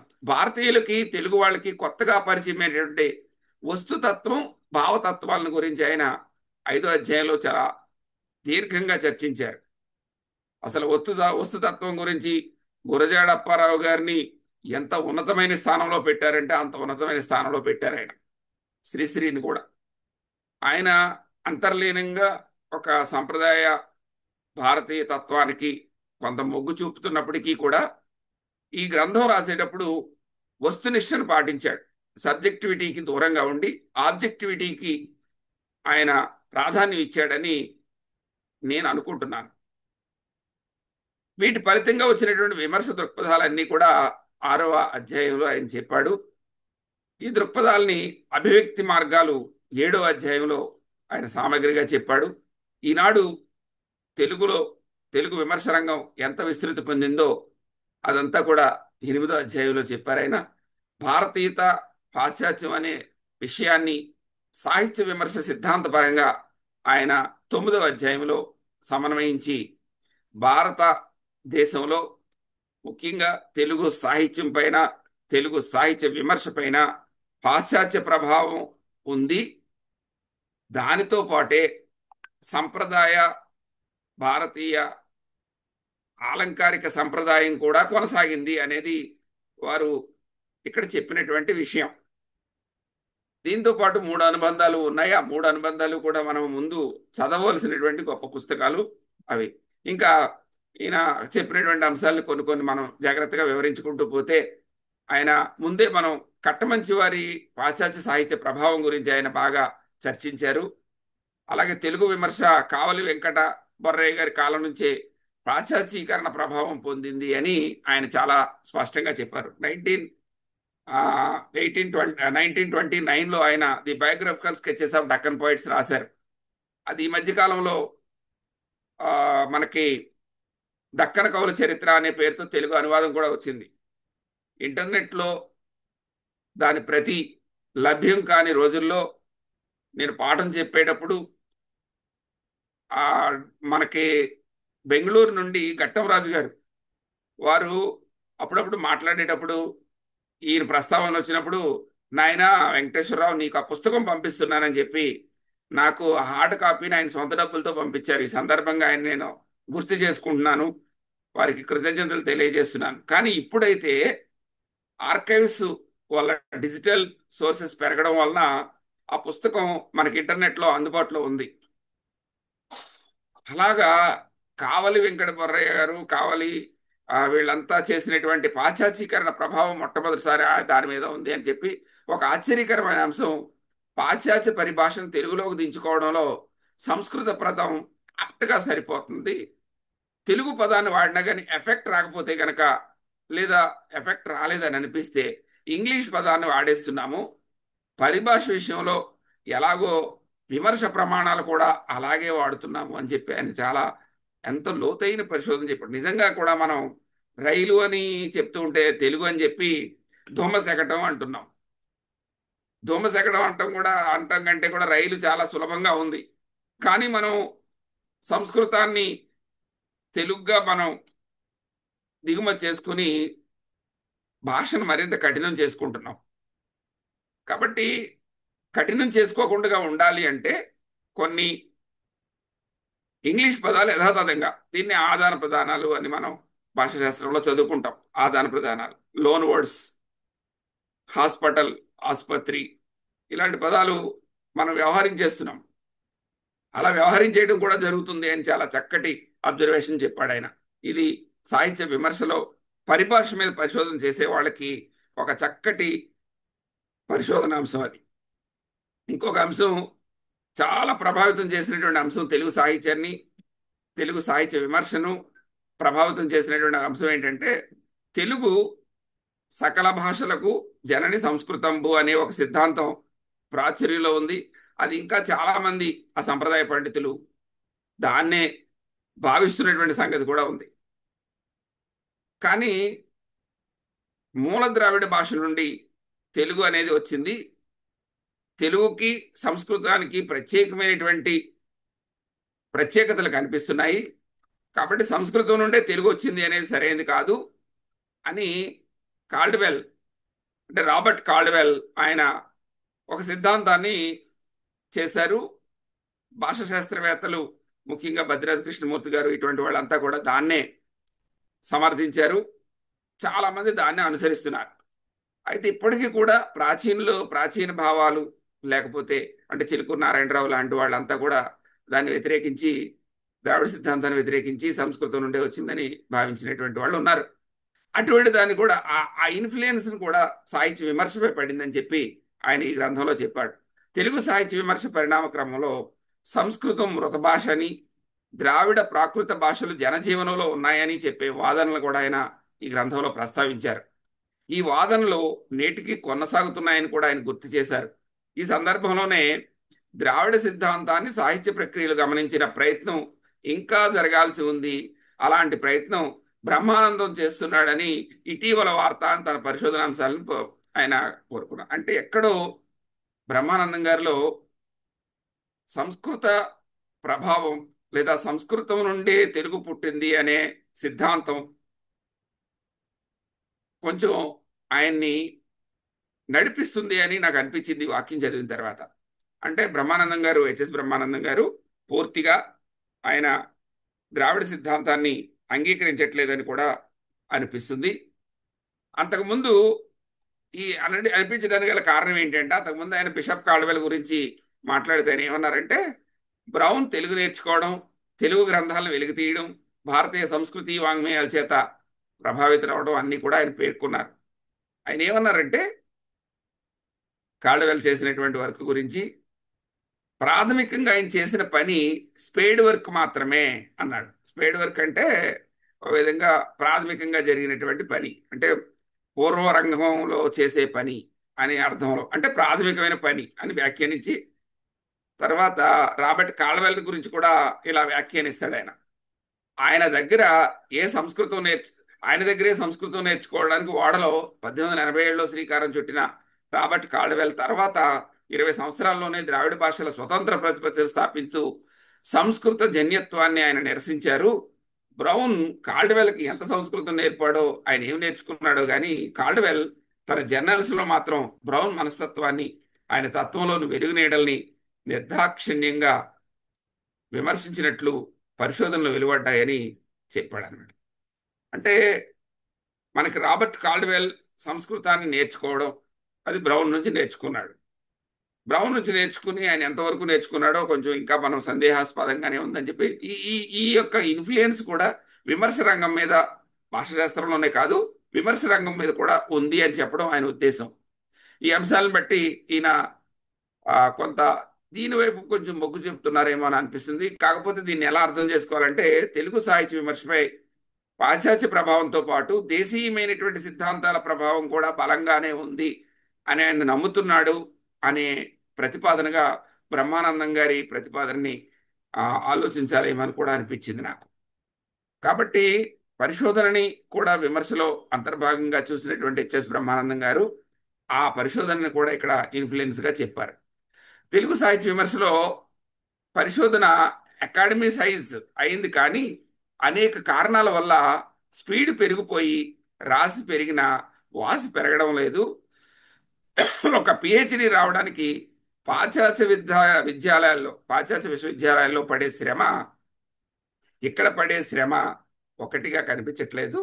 విమర్శలో వచ్చిన ఈ తొందర అటో ఇటో తేల్చి పారాయాలన్న తత్వం మాత్రం పాశ్చాత్య ప్రభావ జనితం కాదు, ఇవి మన భారతీయ ప్రభావ పరిమితులే అని చెప్పి ఎక్కడా కూడా వెస్ట్రన్ ఇన్ఫ్లుయెన్స్ని నిందించే విధంగా చెప్పలేదండి. అంటే పరిశోధనల్లో జరుగుతున్నటువంటి తొందరపాటు చర్యల్ని, అంటే పరిశోధన కూడా విమర్శలో భాగంగా చెప్పాడు కాబట్టి ఆయన పరిశోధన గురించి కూడా ఆయన ప్రస్తావించారు. అది తొందరపాటు చర్య, అది వెస్టర్న్ ఇన్ఫ్లుయెన్స్ కాదు. తొందరగా డాక్టరేట్ చేసేయమని చెప్పట్లేదు, మన వాళ్ళు మాత్రం అలా చేస్తున్నారని చెప్పి ఆయన ఒక 20 సంవత్సరాల ముందే ఆయన చెప్పారు. అది ఇప్పుడు విశ్వవిద్యాలయాల్లో మేము చూస్తున్నాం, స్వీయ అనుభవంలో కూడా కనిపిస్తుంది. ఇంకా తెలుగులో ఆధునిక సాహిత్య విమర్శ ఎప్పుడు ప్రారంభమైంది అని చెప్పడంలో ఆయన కొంచెం చాలా జాగ్రత్తగా వస్తుతత్వాన్ని, అంటే ఆబ్జెక్టివిటీగా ప్రశ్నించాడు ఆయన. అలాగని కట్టమంచి రామలింగారెడ్డి గారిని ఆయన పూర్తిగా నిరాకరించలేదు. కానీ ఇవి రాయడం వల్ల చాలా మంది ఏమనుకుంటారంటే కట్టమంచి రామలింగారెడ్డి గారిని ఆయన నిరాకరిస్తున్నారేమో ఆయన అభిప్రాయాలు అని అనిపిస్తుంది. తెలుగులో ఆధునిక సాహిత్య విమర్శ ప్రారంభం ఒక చారిత్రకమైన ప్రశ్నగా ఆయన విభజించాడు. విమర్శకులంతా కవిత్వ తత్వ విచారం అంటే 1914లో ఇచ్చినటువంటి ఆ గ్రంథం ఆధారంగా కట్టమంచి రామలింగారెడ్డి గారిని మొదటిసారి పాశ్చాత్య ప్రభావంతో తెలుగు విమర్శకు నాంది పలికారని చెప్తూ ఉంటారు. కానీ ఆయన కంటే కొంతమంది ముందే ఈ కొన్ని భావాలను వ్యక్తీకరించారు అని చెప్పారు. కందుకూరి కొంత కృషి చేశారు. అంటే ఆయన కొన్ని ప్రక్రియల్ని తెలుగు భాషలోకి తీసుకొచ్చారు. తర్వాత ఆయన విమర్శ రంగంలో కూడా 1872 నుంచి 76 వరకు ఆయన రాసినటువంటి పుస్తకం కూడా విమర్శ రంగంలో ఒక చర్చనీయాంశమే. కాబట్టి దాన్ని కూడా దృష్టిలో పెట్టుకోవాలి. తర్వాత దక్షిణామూర్తి గారు 1900 ఆ, ఆ, ఆయన ప్రబంధాల్లో రసాలకు అలంకారాలకు ఏ సంబంధం లేదనే ప్రతిపాదన కూడా ఆయన ఆ, చేశాడు అని చెప్పారు. తర్వాత కాశీబడి బ్రహ్మయ్య శాస్త్రి గారు ఆయన 1896లోనే ఆయన వివేక ఆ, అంటే కందుకూరి వీరేశలింగం గారి నవల కందుకూరి వివేక ఆ, వివేక చంద్రిక అనే పేరు ఉంది కాబట్టి కందుకూరి వీరేశలింగం గారి రాజశేఖర్ చరిత్రకి ఆయన అదే పేరుతో ఆయన ఏం చేశారంటే ఒక పుస్తకం రాశారు, విమర్శ పుస్తకం. కాశీపేట బ్రహ్మయ్య శాస్త్రి గారు వివేక చంద్రిక విమర్శనం అనే పేరుతోటి. అందులో కందుకూరులో గారి కంటే కూడా ఎక్కువగా కాశీపేట బ్రహ్మయ్య శాస్త్రి గారిలో ఆబ్జెక్టివిటీ కనిపిస్తుందని చెప్పి ఆయన వచ్చిన ప్రబంధం అంటే ఈయన నవల అనే పేరు పెట్టడం కూడా అది వెస్టర్న్ ఇన్ఫ్లుయెన్స్కి గొప్ప ఉదాహరణ అని చెప్తారు. అయితే ఈ సందర్భంగా మనం గుర్తు చేసుకోవాల్సింది ఏంటంటే ఆ కాశీపేట బ్రహ్మయ్య శాస్త్రి గారు సంప్రదాయ భావాల్ని ఇక్కడ ఏదో కొన్ని చెప్పినా కానీ మిగతా విషయాలను చూస్తే సంప్రదాయ భావాల్ని మామూలుగా ఆయన సమర్థించలేదన్నమాట.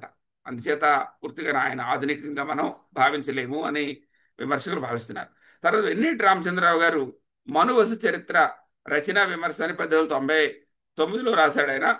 దాంట్లో ఒక తులనాత్మక పరిశీలన ధోరణి అనే ఒక కొత్త కాన్సెప్ట్ ఉంది, దాన్ని కూడా మనం గుర్తించాలని చెప్పాడు.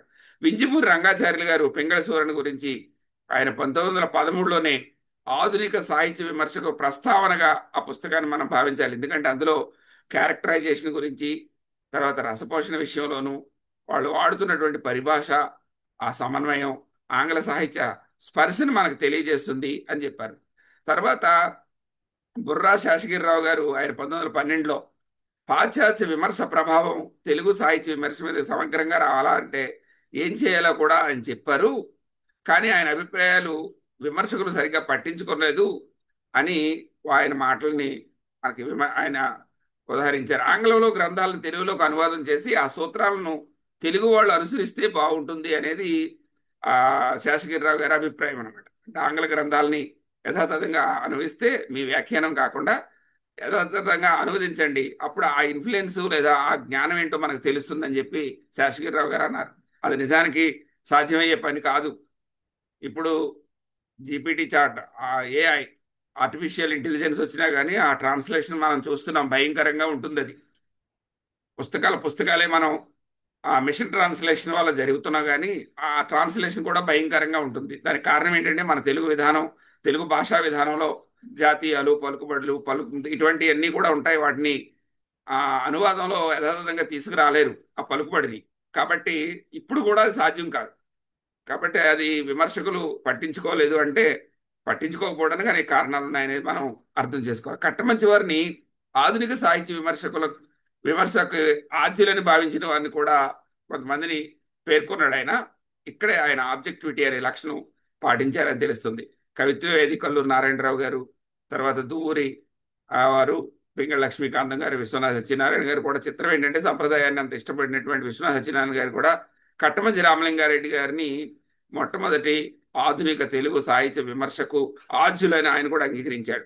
రాళ్లపల్లి అనంతకృష్ణ శర్మ గారు, కేతవరపు రామకోట శాస్త్రి గారు, డాక్టర్ శ్రీనారాయణ రెడ్డి గారు, ఆర్విఎస్ సుందరం మొదలైన వాళ్ళంతా కూడా, అవిల్చేరి నారాయణరావు గారు, ఇటువంటి వాళ్ళంతా కూడా కట్టమంచి రామలింగారెడ్డి గారి ఆద్యతని, అంటే మొట్టమొదటి ఆ, ఒక శాస్త్రీయమైనటువంటి గ్రంథం ఆధునిక సాహిత్య విమర్శకుని అంగీకరించారని చాలా స్పష్టంగా ఆయన చెప్పారు. సాధారణంగా కొంతమంది ఒకే అభిప్రాయాల్ని సమర్థించే వాళ్ళు అయితే ఏం చేస్తారంటే తమకు కావలసినటువంటి వాదనలో ఉన్నటువంటి అంశాలను మాత్రమే వాళ్ళు ప్రకటించి తనకు వ్యతిరేకంగా ఉన్నటువంటి వాదనల్ని వదిలేస్తూ ఉంటారు. కానీ హెచ్ఎస్ బ్రహ్మానందం గారు చేసినటువంటి ఒక గొప్ప పని ఏంటంటే ఇరు వాదనల్ని కూడా ఆయన సమదృష్టితో ఆ, చాలా జాగ్రత్తగా ఆయన మనకు అందించారు. అక్కడ ఎక్కడ కూడా సబ్జెక్టివిటీ అంటే ఆత్మాశ్రయత్వానికి కానీ పక్షపాత ధోరణికి కానీ వెళ్లకుండా వస్తువాశ్రయంగానే తన విషయాలను చెప్పారు.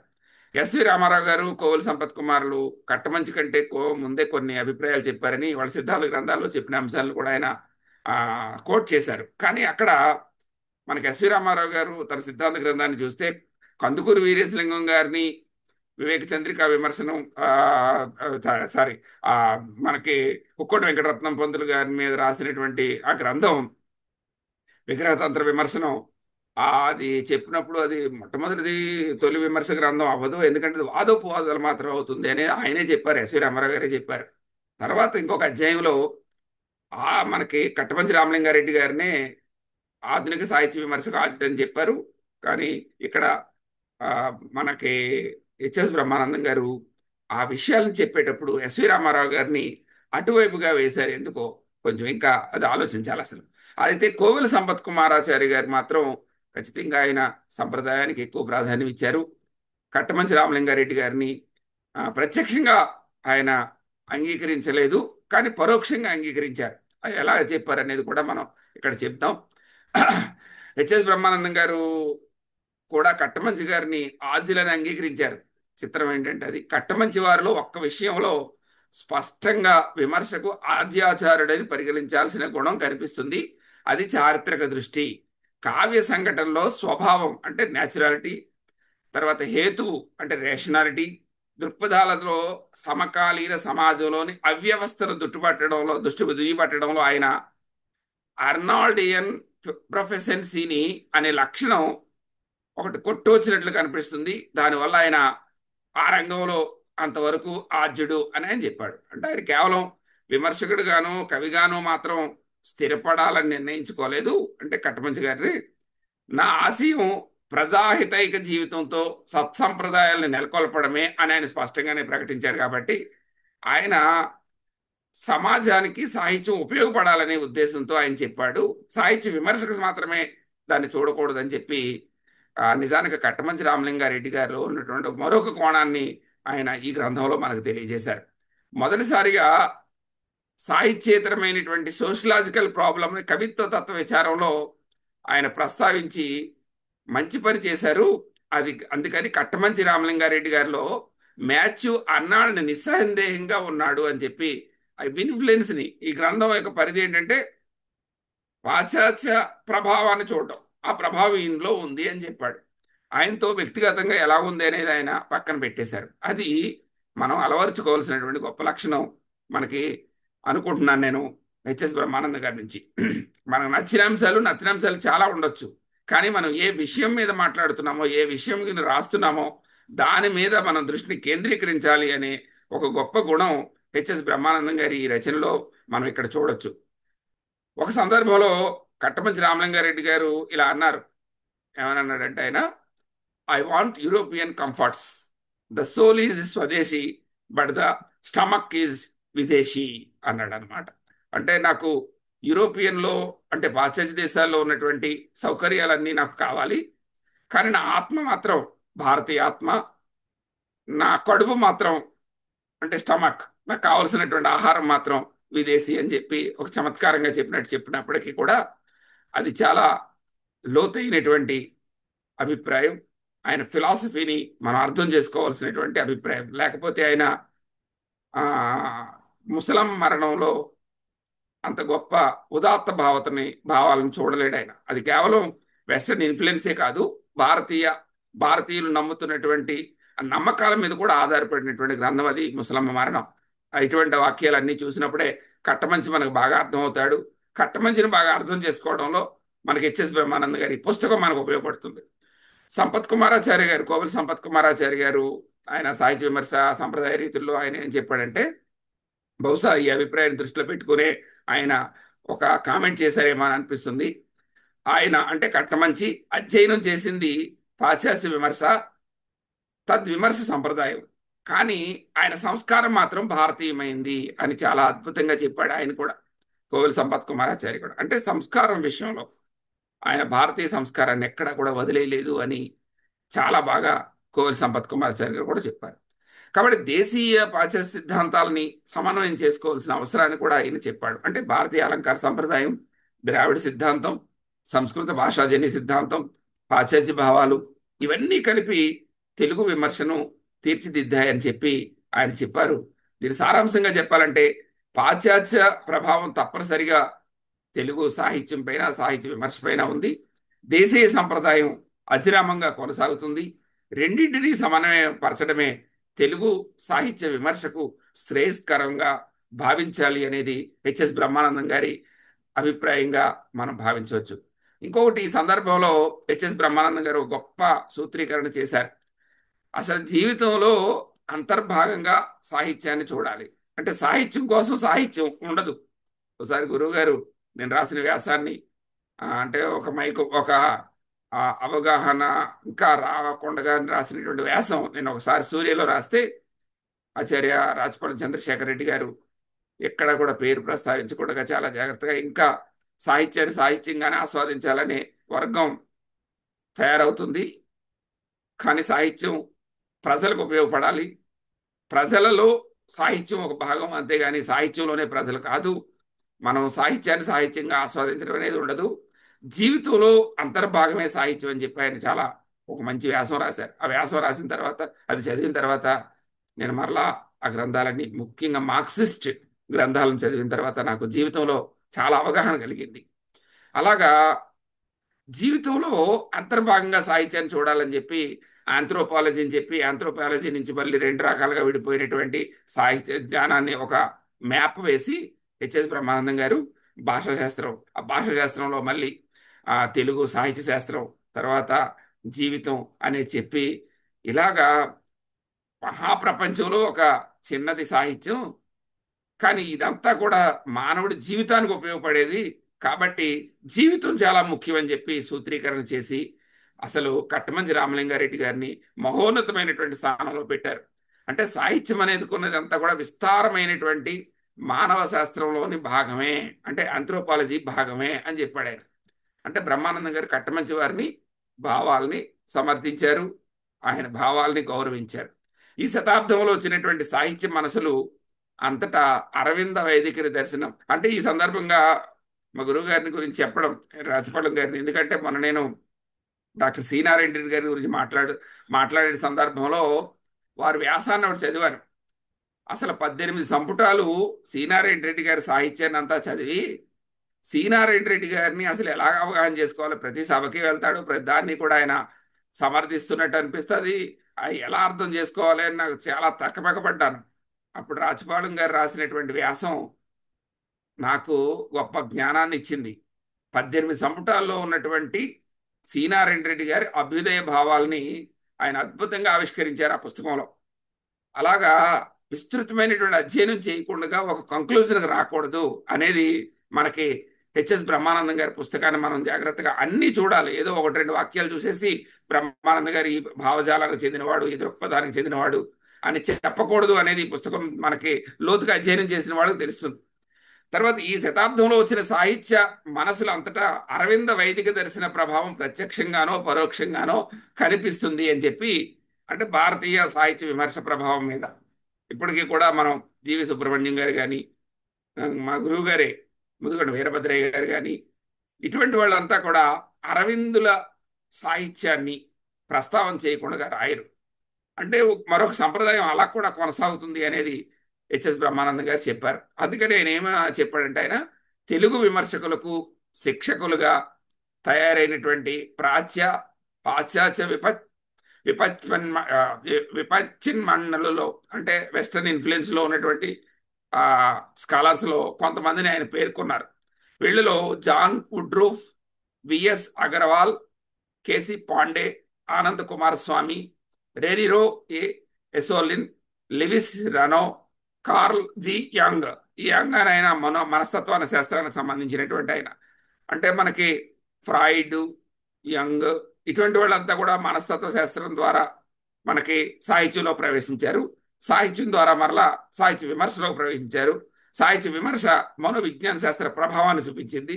ఇలా రకరకాలైనటువంటి ప్రభావాలను చూడడానికి వీళ్ళంతా కూడా అటు ఆ, మన ప్రాచ్యులకు కానీ పాశ్చాత్యులకు కానీ తెలుగు సాహిత్య విమర్శకులకి వాళ్ళకు శిక్షకులుగా, అంటే ట్రైనింగ్ ఇచ్చినటువంటి వ్యక్తులుగా మనం భావించాలని చెప్పడం ఆయన చేసినటువంటి గొప్ప సమన్వయం. మనం ప్రాచీన సాహిత్య విమర్శని, ఆధునిక సాహిత్య విమర్శని ఎట్లా గుర్తిస్తున్నారు లేదా గుర్తించాలని చెప్పడానికి ప్రాచీనంలో సంస్కృత కొటేషన్లు ఎక్కువగా ఉంటాయి, ఆధునికంలోనే ఎక్కువ ఇంగ్లీష్ కొటేషన్లు ఉంటాయట.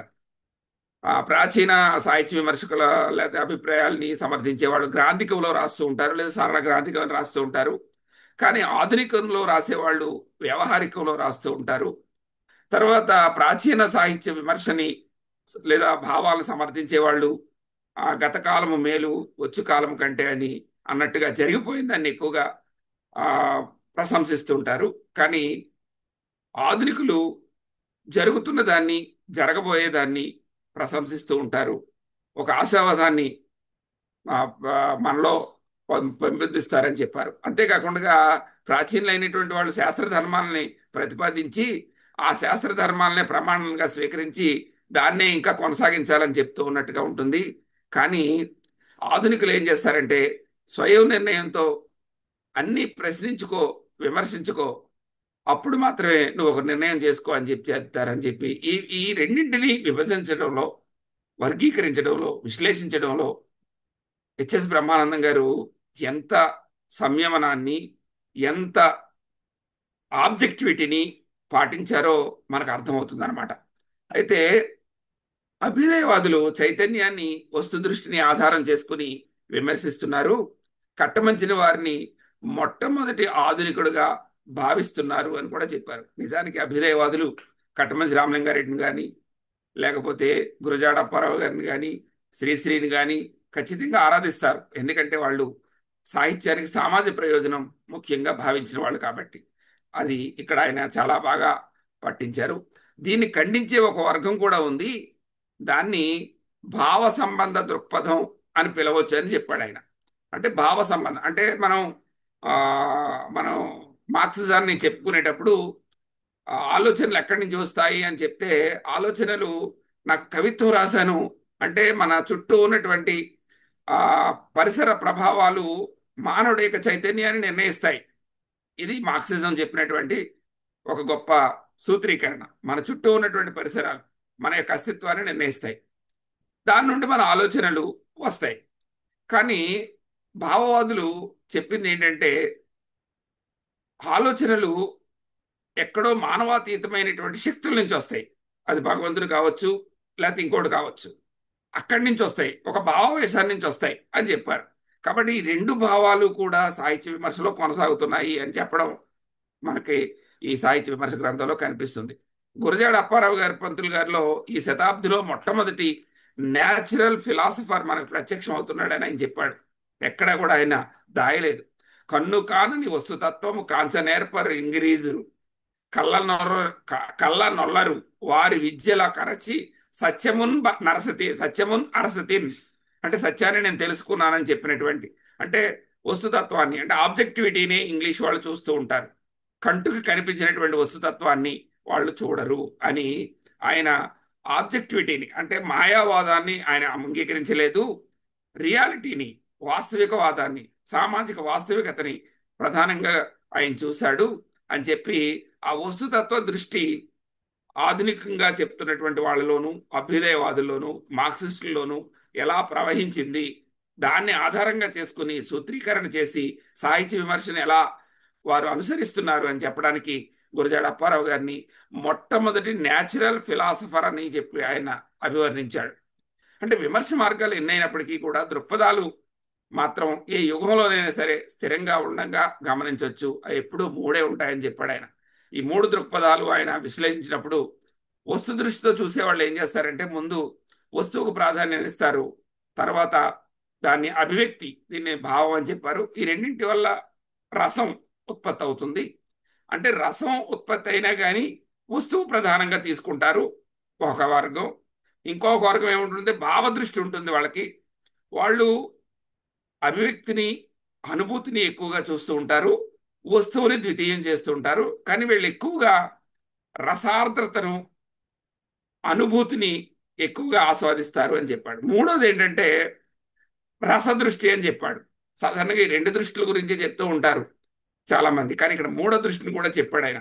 రసదృష్టి అంటే వస్తువు ముఖ్యమే, భావము ముఖ్యమే, కానీ ఈ రెండింటిని జాగ్రత్తగా ఏది ముఖ్యం అంటే మళ్ళీ రసమే ముఖ్యం అనేవాళ్ళు కూడా ఉన్నారు. అంటే ఈ రెండు కూడా, అంటే ఇందులో ఏ అనేది, సి సి అనేది భారతీయ దృక్పథం అని చెప్పాడు అనమాట. నిజానికి ఈ భావదృష్టి, వస్తు దృష్టి అనేవి పాశ్చాత్యాలు అని చెప్పారు. అంటే చూడండి ఎంత జాగ్రత్తగా చెప్పాడో ఆయన. అంటే చాలా మంది ఏమంటారంటే మార్క్సిస్ట్ సాహిత్యం లేదా అభ్యుదయ సాహిత్యం వస్తువుకే ప్రాధాన్యం ఇస్తుంది, రూపానికి ప్రాధాన్యం ఇవ్వదు అని చాలా మంది చెప్తూ ఉంటారు. కానీ త్రిపురనేని మధుసూదన్ రావు గారు లాంటి వాళ్ళు కూడా వస్తువుకు ప్రాధాన్యం ఇస్తాం కానీ రూపానికి కూడా ప్రాధాన్యత ఉంటుందని చాలా చాలా చాలా స్పష్టంగా చెప్పాడు ఆయన.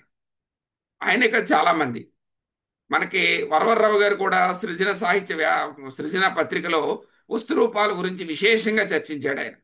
వల్లంపాడు వెంకట సుబ్బయ్య గారు కానీ, రాచపాళెం చంద్రశేఖర్ రెడ్డి గారు కానీ. అంటే మనం శిల్పానుశీలన కంటే కూడా, అనుభూతి కంటే కూడా జీవితాన్ని కేంద్రంగా చేసుకొని వస్తువుని ప్రధానంగా చూడాలి. ఆ వస్తువుని మనకు అభివ్యక్తీకరించడంలో అభివ్యక్తి కూడా, అంటే రూపం, ఆ రూపం కూడా ముఖ్యమే. కానీ ఈ రెండింటిలో ఏది ముఖ్యం అంటే గనక వస్తువు, ఆ వస్తువుని మనకు అందించే జీవితం ముఖ్యం అని చెప్పి చాలా అద్భుతమైనటువంటి సిద్ధాంతాన్ని చేశారు. దీన్ని చెప్పడంలో ఇలా కొనసాగుతుంది తెలుగు సాహిత్య విమర్శ. ఈ ఇన్ఫ్లుయెన్స్ చూసినప్పుడు రెండు రకాలైనటువంటి ఇన్ఫ్లుయెన్స్లు, వెస్ట్రన్ ఇన్ఫ్లుయెన్స్లు అవి తెలుగు సాహిత్యంలో కొనసాగుతున్నాయి. ఒక రకమైనటువంటి ఇన్ఫ్లుయెన్స్, ఒక భాగంలో భారతీయ ఇన్ఫ్లుయెన్స్, అది భారతీయ దృక్పథం, అది రసదృష్టి అని చెప్పారంటే ఏస్థెటిక్స్ దృష్టి అనమాట. ఆ ఏస్థెటిక్స్ దృష్టి కూడా ఉంది అని చెప్పడం. ఇలాగా గురజాడ, శ్రీశ్రీ మొదలైనటువంటి కవుల యొక్క వస్తుతత్వ దృష్టిని, ఆధునికతని, సామాజిక వాస్తవికతని వివరించి, అంతకుముందు భావకవిత్వంలో గిరిజాల జుట్టు, అమరణ తత్వం దాకా అదంతా కూడా మనలో ప్రవేశించడానికి భావకవిత్వంలోనే దీని యొక్క పాయలు పడ్డాయి. ఇన్ఫ్లుయెన్స్, వెస్టర్న్ ఇన్ఫ్లుయెన్స్ అదంతా కూడా విదేశీ ముద్రే అని చెప్పాడు ఆయన. చాలా మంది భావకవిత్వాన్ని, అందులో రొమాంటిసిజాన్ని గురించి మాత్రమే చెప్తూ ఉంటారు, కానీ దాంట్లో ఉన్నటువంటి ఆ రూపురేఖలు కూడా మన చాలా ఇన్ఫ్లుయెన్స్ చేశాయి. అసలు దేవులపల్లి కృష్ణశాస్త్రి గారి యొక్క గిరిజాల జుట్టు, ఆయన వేషధారణ చూడడానికి చాలా మంది సభలకు వెళ్ళేవారట. ఈ ఇన్ఫ్లుయెన్స్ అంతా కూడా వెస్టర్న్ ఇన్ఫ్లుయెన్స్ అని చాలా చక్కగా ఇందులో చెప్పారు ఆయన. ఈ సందర్భంగానే విశ్వనాథ్ వారి శిల్పానుశీలను కూడా వివరించి తెలుగు సాహిత్య విమర్శలో భిన్న దృక్పథాలు కనిపిస్తున్నాయని, వాటిపై వస్తు దృష్టి అనేది పాశ్చాత్య ప్రభావం వల్లే వచ్చింది మన తెలుగు సాహిత్య విమర్శకి అని హెచ్ఎస్ బ్రహ్మానందం గారు చాలా స్పష్టంగా వ్యాఖ్యానించారు. ఇలా ఆయన మనకి సాహిత్య చరిత్ర విమర్శల గురించి, పరిశోధనల గురించి కూడా కొంచెం చెప్పారు. నేను 5 నిమిషాల్లో ముగించేస్తాను, సమయం అవుతుంది కాబట్టి. ఆంధ్ర కవిత్వ చరిత్ర అనే పేరిట బసవరాజు అప్పారావు గారు రాసినటువంటి ఆ గ్రంథం, అది విమర్శ గ్రంథం, కానీ సాహిత్య చరిత్రగా మనం చూస్తున్నాం. అలాగే తెలుగు విమర్శ ప్రపంచంలో మొట్టమొదటిసారిగా ప్రాచీన ఆధునిక సాహిత్య పరిణామ క్రమాన్ని కవితారూపాలుగా ఆధారంగా చేసి అందులో వచ్చినటువంటి సంప్రదాయాన్ని సి.నారాయణ రెడ్డి గారు ఆధునిక ఆంధ్ర కవిత్వం సంప్రదాయం ప్రయోగాలు అనేది చేశారు. అందులో కూడా ఆయన వెస్ట్రన్ ఇన్ఫ్లుయెన్స్ గురైంది. అందులో కూడా పరిశోధన పేరుతో చక్కటి విమర్శను అందించారని చెప్పాడు. దీనికి కారణం ఏంటో కూడా చెప్పాడు ఆయన. జాన్ లివింగ్స్టన్ లోయస్, ఆయన 1930లో ఉన్నటువంటి జీవించిన ఆ ప్రయోగానికి ప్రమాణం ఇది కాబట్టి దాన్ని కూడా ఇన్ఫ్లుయెన్స్ అంతా కూడా చాలా మంది సి.నారాయణ రెడ్డి గారి సంప్రదాయవాదులు అనుకుంటారు, కానీ కాదు. ఆయన వెస్టర్న్ ఇన్ఫ్లుయెన్స్ ఎంత ఉందో చూడాలంటే ఆ పుస్తకంలో అభ్యుదయ సాహిత్యం గురించి, ఇప్పటికీ కూడా అభ్యుదయ సాహిత్యం గురించి కానీ, మార్క్సిస్ట్ సిద్ధాంతం గురించి కానీ చాలా సులభంగా అర్థం కావాలంటే సి.నారాయణ రెడ్డి గారి పుస్తకమే మనకి గొప్ప ప్రమాణంగా నిలుస్తుంది. అంత వెస్టర్న్ ఇన్ఫ్లుయెన్స్ ఉన్నది. అంతేకాదు, ఇంకో మాట కూడా అన్నాడు ఆయన, హెచ్ఎస్ బ్రహ్మానందం గారు.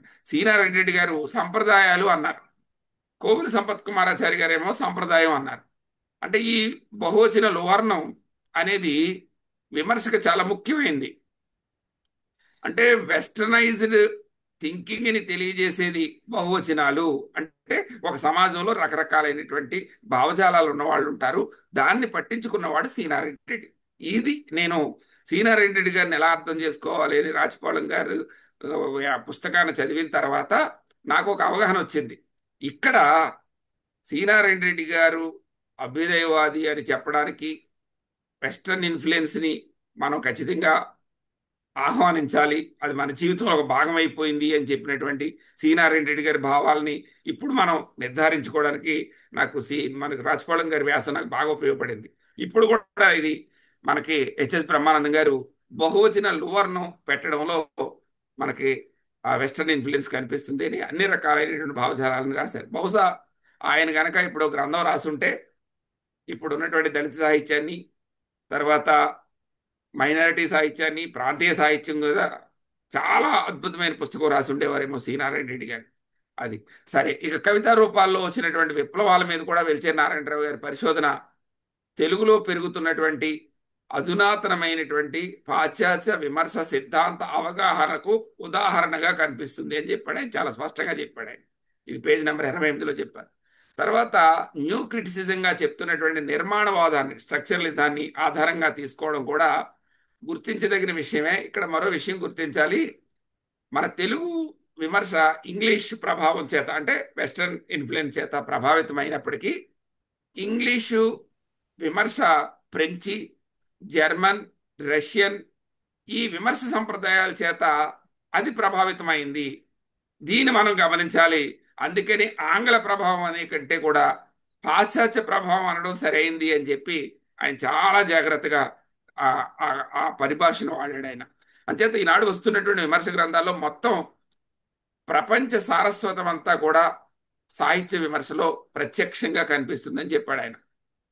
అందుకనే సాహిత్య పరిణామ క్రమాన్ని ప్రయోగించేటప్పుడు ప్రయోగాలు ఉంటాయి, విప్లవాలు ఉంటాయి, మూల అభిప్రాయాల విచ్ఛేదనం కూడా ఉంటుంది. ఈ విప్లవం అనేది తెలుగు సాహిత్యంలో అలాంటి పరిణామమే ఈ శతాబ్దంలో జరిగింది అని వెలిచేరి నారాయణరావు గారి ఆ గ్రంథాన్ని కూడా వెస్టర్న్ ఇన్ఫ్లుయెన్స్ గానే చెప్పాడు. అంతేకాకుండా ఇంకా కవిత్వ నిర్వచనాలను చెప్పేటప్పుడు భారతీయులంతా కూడా కావ్యాన్ని నిర్వచిస్తే పాశ్చాత్యులు కవిత్వాన్ని నిర్వచించారు, దాని గురించి కూడా ఆయన మాట్లాడారు. తర్వాత పాశ్చాత్య భావాలని ఎక్కువగా జీర్ణించుకున్న ప్రథమ గణ్యుడు జీవి కృష్ణారావు గారని, ఆయన ద స్టడీస్ ఇన్ కళాపూర్ణోదయ అని ఆయన దాన్ని నవల అన్నాడు ఆయన. పెంగళి సూరన కళాపూర్ణోదయంలో షేక్స్పియర్ రచనలో కనిపించే కామెడీ ఆఫ్ ఎర్రర్స్ అనే గ్రంథం ఉంది కదండి, అందులో ఉన్నటువంటి కొన్ని పాత్రలు లాంటివి ఇక్కడ కూడా పోలి ఉండడం వల్ల సూరన ఎక్కువ మందికి ఈ ఆకర్షణకు గురయ్యాడని చెప్పి ఆయన చెప్పాడు. అంతేకాకుండా ఈ మనం మార్క్సిస్ట్ లేదా అభ్యుదయ సాహిత్యాలు వచ్చిన తర్వాత ఆ కవిలో కమిట్మెంట్ అనే పదం, అంటే నిబద్ధత, నిమగ్నతల గురించి మాట్లాడుతున్నారు.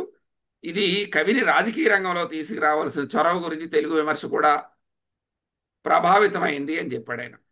తర్వాత ఇంకొకటి ఏం చెప్పాడంటే ఆయన సైంటిఫిక్ టెక్నిక్, సైంటిఫిక్ స్పిరిట్ అని రెండు మాటలు వాడాడు ఆయన. అంటే ఏంటంటే ఇంతకుముందు ఇది లోకంలో మన శాస్త్రీయ విజ్ఞానం విశేషంగా పెరిగింది. ఆ విజ్ఞానం మన జీవిత సరళిని అణుమాత్రంగా మార్చలేదు, ప్రభావితం చేయలేదు. ఉద్యోగ ధర్మం కోసం వేసుకు వెళ్ళిన బట్టలను ఇంటికి రాగానే తీసేసి చిలక్కోయికి తగిలించేయడం చేస్తున్నారు. ఇంగ్లీష్లో చెప్పాలంటే దీన్ని సైంటిఫిక్ టెక్నిక్, సైంటిఫిక్ స్పిరిట్గా చెప్పుకోవచ్చు అని నార్ల వెంకటేశ్వరరావు గారు సందర్భంలో మాట్లాడినారు. అంటే మనం వెస్టర్న్ ఇన్ఫ్లుయెన్స్ గురించి మాట్లాడుతున్నాం, కానీ ఇంట్లోకి వచ్చిన తర్వాత మళ్ళీ అంత కర్మ సిద్ధాంతం ఏదో జరిగిపోయింది, అలా తప్పదు అని మాట్లాడుతున్నారు. ఇటువంటి రంగాల్లో ఉన్న మన జీవితం అని, అంటే భిన్న భావజాలాలు, భిన్న సిద్ధాంతాల రూపకల్పన, దీన్ని మనం ప్రస్తుతం లిక్విడ్ మోడర్నిటీగా మనం చూస్తున్నాం. పోస్ట్ మోడర్నిజంలో భాగంగా లిక్విడ్ మోడర్నిటీ, ద్రవాధునికతగా చూస్తున్నాం మనం సాహిత్యంలో. ఇటువంటి విషయాలు కూడా ఆయన, అంటే టెక్నిక్ ప్లస్ స్పిరిట్ల మధ్య ఉన్నటువంటి సంఘర్షణను కూడా ఆయన 3 రకాలుగా చెప్పాడు. అలంకార శాస్త్ర పరిభాషని అదే అర్థంలో వార్చడం, ఆంగ్ల విమర్శకి సంస్కృతంలో సమీపంగా కనిపించే ఈక్వలెంట్ పదజాలాన్ని వాడడం, లేదా పరిభాషనే విరుద్ధమైనటువంటి అర్థంలో కూడా వాడడం చేస్తున్నారు సాహిత్య విమర్శలో. ఇది చాలా ప్రమాదకరమైనటువంటి పరిస్థితి అని ఆయన హెచ్చరించాడు ఆయన. కానీ విమర్శ సిద్ధాంతాల గురించి ఆయన మొత్తం తెలుగులో మనకి ముఖ్యంగా సంపత్ కుమారాచారి గారు చేసినటువంటి విమర్శ సిద్ధాంతాలు విభాగాల్ని ఆయన 8గా చెప్పాడు. కావ్య కళా దృక్పథం రాళ్ళపల్లి అనంతకృష్ణ శర్మ గారు, రసరామణయికాలు దువ్వూరు రామరెడ్డి గారు, ఉదాత్త రసభావన అక్కిరాజు రమాకాంతం గారు, నిర్మాణ శిల్పం మనకి నండూరు బంగారయ్య గారు, రమ్యాలోకం అనే భావన రాయపురం సుబ్బారావు గారు, కావ్య పరమార్థ దృక్పథం విశ్వనాథ సత్యనారాయణ గారు, జీవుని వేదన గురించి కూడా విశ్వనాథ సత్యనారాయణ గారు చెప్పారు, సంవిధాన సామాజిక దృక్పథాన్ని శ్రీశ్రీ చెప్పాడని చెప్పి ఇలా 1 నుంచి 5 వరకు భావదృష్టిని, కేవలం 8వది మాత్రమే ఆ వస్తు దృష్టిని, తర్వాత 8, 7 అంటే జీవుని వేదన, విశ్వనాథ సంవిధాన దృక్పథం, ఇవన్నీ కూడా సంసృష్టిని కేంద్రంగా కలిగి ఉన్నాయి. వీటిలో ఎన్ని మార్గాలు ఉన్నప్పటికీ కూడా చలామణిలో ఉన్నటువంటి ప్రశ్న వేసుకుంటే రెండే దొరుకుతాయి. ఒకటి వస్తు దృష్టి, రెండోది భావవాద దృష్టి అని చెప్పి, భావవాద దృష్టి కంటే కూడా వస్తు దృష్టికే మన సాహిత్య విమర్శ అధిక ప్రాధాన్యాన్ని ఇస్తుందని అని చెప్పి దాన్ని 2 పద్ధతులుగా సాహిత్య విమర్శలో 2 పద్ధతులుగా చూసుకోవచ్చు. ఒకటి ట్రెడిషనల్ మెథడ్, రెండోది మోడర్న్ మెథడ్ అని చెప్పి చెప్పాడు. ఈ విధంగా చూసినప్పుడు ఆయన మొత్తం తెలుగు సాహిత్య విమర్శన అంతా కూడా 2 పద్ధతులుగా ఆయన చెప్పాడు. ఒకటి వస్తు విమర్శన పద్ధతి, భావ విమర్శన పద్ధతి అని చెప్పి ఈ వస్తు భావ విమర్శన పద్ధతులు కూడా 2 కలిపేసి మనం ఇంకో విభాగం చేసుకోవచ్చు.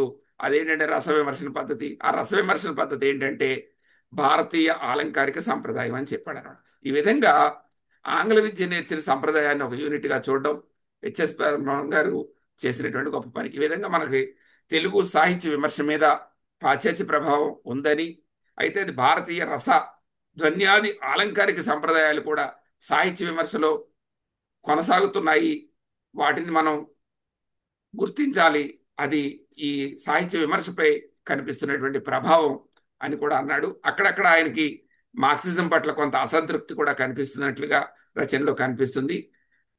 ఈ విధంగా చూసినప్పుడు మనం విమర్శకుడు ప్రత్యక్షంగా ఆంగ్ల గ్రంథాలని నమూనాగా ఉంచుకున్నటువంటి సందర్భాలు కూడా కొంతమంది తీసుకుంటున్నారు. అలాగని చెప్పి మనకి గురజాడ శ్రీరామూర్తి గారి కవి జీవితాలు, మెకాలే రచించినటువంటి critical and biographical essays of పోయిట్స్ని ఆధారంగా చేసుకుని రాశారని చెప్పారు. కవిత్వవేది కల్లూరు వెంకటనారాయణరావు గారి ఆంధ్ర వాంగ్మయ చరిత్ర, లాంగ్ సెయింట్ బర్రీ రాసినటువంటి ఆ రచనల ఆధారంగా తీసుకున్నారన్నారు. Dryden Rachana Shakespeare me mind and ఆర్ట్ను ఆధారంగా తీసుకుని కోరల రామకృష్ణ గారు కాళిదాసు కవితా ప్రతిభలను రాశారని చెప్పారు. స్పెక్టేటర్ వ్యాసాలను ఆధారంగా తీసుకుని వదరబోతు వ్యాసాలు మనకి రాశారని చెప్పి, ఇలాగా చాలామంది వెస్టర్న్ ఇన్ఫ్లుయెన్స్ గురైనప్పటికీ కూడా భారతీయ అలంకార సంప్రదాయాన్ని వివరించే ప్రయత్నం చేసినట్టుగా వాళ్ళ రచనా విధానం కొనసాగుతుంది.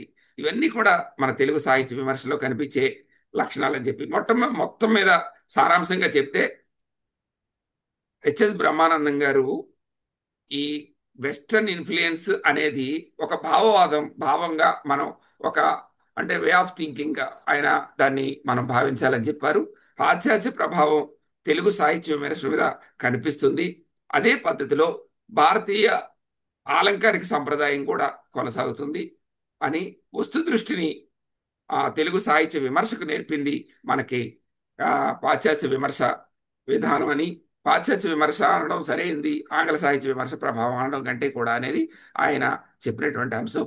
మొత్తం మీద నేను చెప్తే నేను అర్థం చేసుకున్నది ఏంటంటే, మొత్తం మీద హెచ్ఎస్ బ్రహ్మానందం గారు ఆయన భావజాలం ఆయనకి ఎలా ఉన్నా తాను రాసే గ్రంథంలో వస్తు దృష్టిని పాటించడంలో చాలా నిజాయితీని ఆయన అనుసరించారు. ఆ నిజాయితీగా తెలుగు సాహిత్య విమర్శ ఎలా కొనసాగుతుంది అనేది కూడా ఆయన వివరించారు. ఈ గ్రంథం నిజంగా ప్రతి సాహిత్య విద్యార్థికి, ముఖ్యంగా సాహిత్య విమర్శని పరిశోధనని తర్వాత సాహిత్య చరిత్రలను అధ్యయనం చేసేవాళ్ళు ఈ పుస్తకాన్ని అధ్యయనం చేయాలి.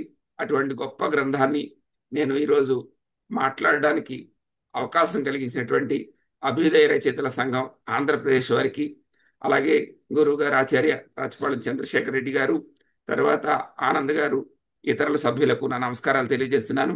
చాలా పెద్ద పెద్ద వాళ్ళు ఉన్నారు, ఆచార్య వెంకరెడ్డి, రెడ్డప్ప గారు, ఇటువంటి వాళ్ళంతా ఉన్నారు. నేను ఏదైనా కొంచెం నా పరిమితులకు మించి ఏమైనా మాట్లాడితే గనక వారు తగిన సూచనలు ఇస్తే నేను సరిదిద్దుకుంటారని కూడా ఈ సందర్భంగా వినయంగా తెలియజేస్తున్నాను.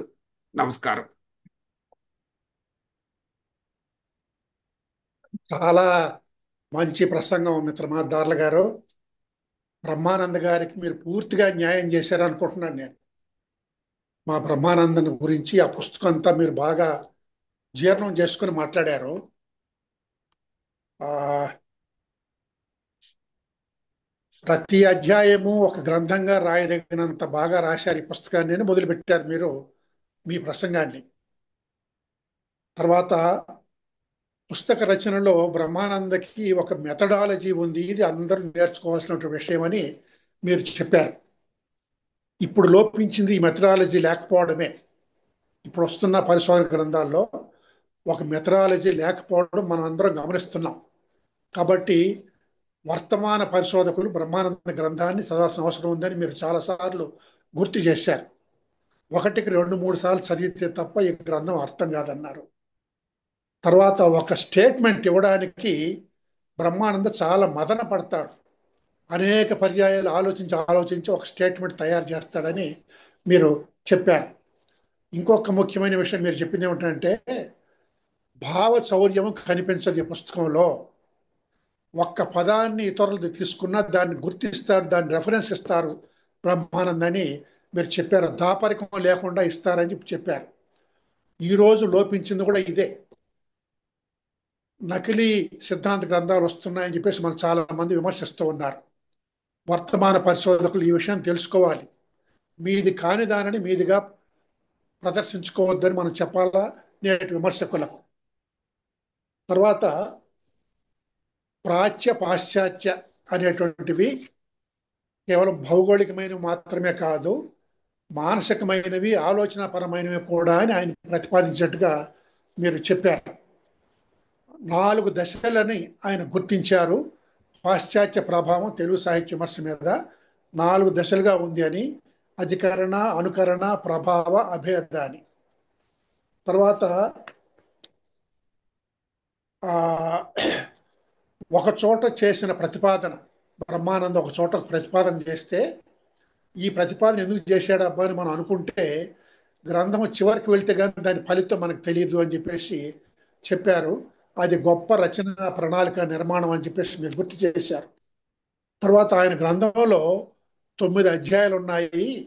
ఈ 9 అధ్యాయాలను మనం జాగ్రత్తగా చదవాల్సిన అవసరం ఉందని మీరు చెప్పారు.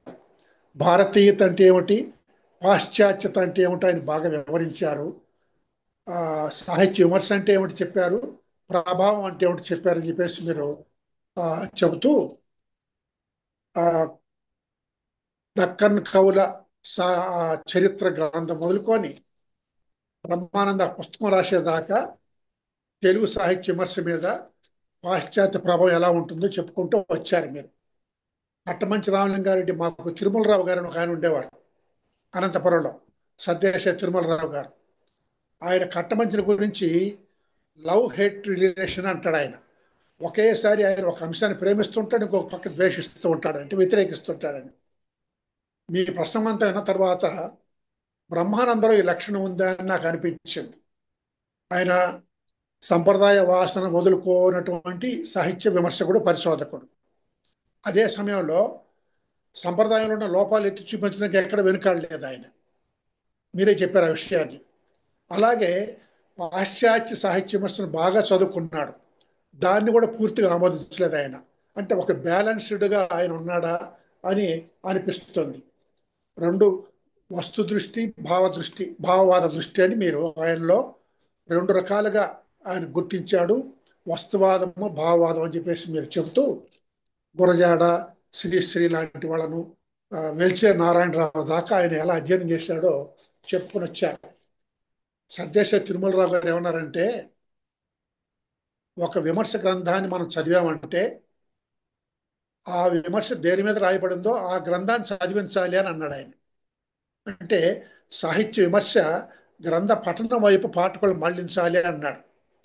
మీ ప్రసంగం విన్న తర్వాత మా బ్రహ్మానంద రాసినటువంటి తెలుగు సాహిత్య విమర్శ పాశ్చాత్య ప్రభావం అనే గ్రంథాన్ని చదవాలి అనే ఆలోచన రేకెత్తించిందని నేను పూర్తిగా నమ్ముతూ ఉన్నాను. మీరు ఆ గ్రంథాన్ని ఎక్కడో వికీపీడియాలో పెడతా ఉన్నారు, పెట్టండి, మన వాళ్ళు చదువుకుంటారు. మా మిత్రులు ఇప్పుడు చాలా మంది ఉన్నారు, ఈరోజు చాలా మంది పెద్ద పెద్ద వాళ్ళు మీరు అన్నట్టుగా వచ్చారు. వాళ్ళు ఏమన్నా ఒక్కొక్కరు ఒక్కొక్క నిమిషం వాళ్ళ అభిప్రాయాలు చెబితే బాగుంటుంది. వాళ్ళని ఆహ్వానించే ముందుగా ఒక్కటి నేను భక్తవత్సల రెడ్డి 1972 బ్యాచ్ వాళ్ళం, బ్రహ్మానంద్ 1973 బ్యాచ్ ఎంఏ తెలుగు విద్యార్థులు, నేను బ్రహ్మానంద తుమ్మపూడి కోటేశ్వరరావు గారి దగ్గర పిహెచ్డి పరిశోధకులుగా చేసామన్నమాట. నేను మా తుమ్మపూడి వారంటే చాలా భయంగానే ఉన్నా చివరిదాకా. గౌరవము భయము రెండు నాకు ఉండేటివి. బ్రహ్మానందకి గౌరవము ధైర్యం రెండు ఉన్నాయి గురువు గారి దగ్గర. ఎలా అంటే ఆ, బ్రహ్మానందకు సిగరెట్లు తాగే అలవాటు ఉండేది, కోటేశ్వరరావు గారికి అలవాటు ఉంది. వాళ్ళు ఎదురు కూర్చుని సిగరెట్లు తాగేవాళ్ళు, నేను గమ్మన కూర్చునేవాడిని అనమాట. వాళ్ళిద్దరు ఒక్క పలుకులు నవ్వులేవాళ్ళు, నేను నవ్వులేవాడిని కాదు. అంటే మా గురువు తుమ్మపూడి వారు చాలా స్వేచ్ఛనిస్తారు పిల్లలకి, విద్యార్థులకు. ఆ స్వేచ్ఛను బ్రహ్మానందం ఒక రకంగా, నేను ఒక రకంగా వాడుకున్నాము. ఆయన బాటలో మేము నడిచాము, ఇద్దరం కలిసి 2 పుస్తకాలు రాసామని మీరు గుర్తు చేశారు. అవి తుమ్మపూడి వారి ప్రణాళికే, సాహిత్య బోధన పద్ధతులు, సాహిత్య పరిశోధన సూత్రాలు, 2 పుస్తకాలు కూడా ఆయన సంపాదకుడుగా ఉండి మా చేత రాయించారు. మా బ్రహ్మానందం మీద ఇదివరకు నేను ఇందాక చెప్పాను, మా గోనా నాయకు మేము ఒకప్పుడు ప్రణాళిక వేసుకున్నాం, ఒక సెమినార్ పెడదాం. ఎప్పుడు ఆయన మరణించినప్పుడు, మాకన్నా చిన్నవాడు, నాకన్నా ముందు చనిపోవడం చాలా బాధ కలిగించింది నాకు. ఒక సెమినార్ అనుకున్నాం కానీ నిర్వహించలేకపోయాము.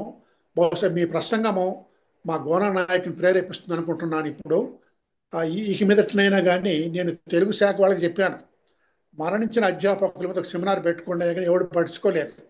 ఇప్పుడైనా మా బ్రహ్మానందని అధ్యయనం చేయాల్సిన అవసరం ఉంది. ఆయన 3 పుస్తకాలు ముఖ్యంగా ఏమిటి మీరు చెప్పారు, శిష్ట సాహిత్యంలో జానపద ధోరణులు, తెలుగు సాహిత్య విమర్శ పాశ్చాత్య ప్రభావము, అలాగే ఇంకొక పుస్తకం కూడా ఉంది అయింది, ఏమిటంటే వ్యంజన సూత్రం.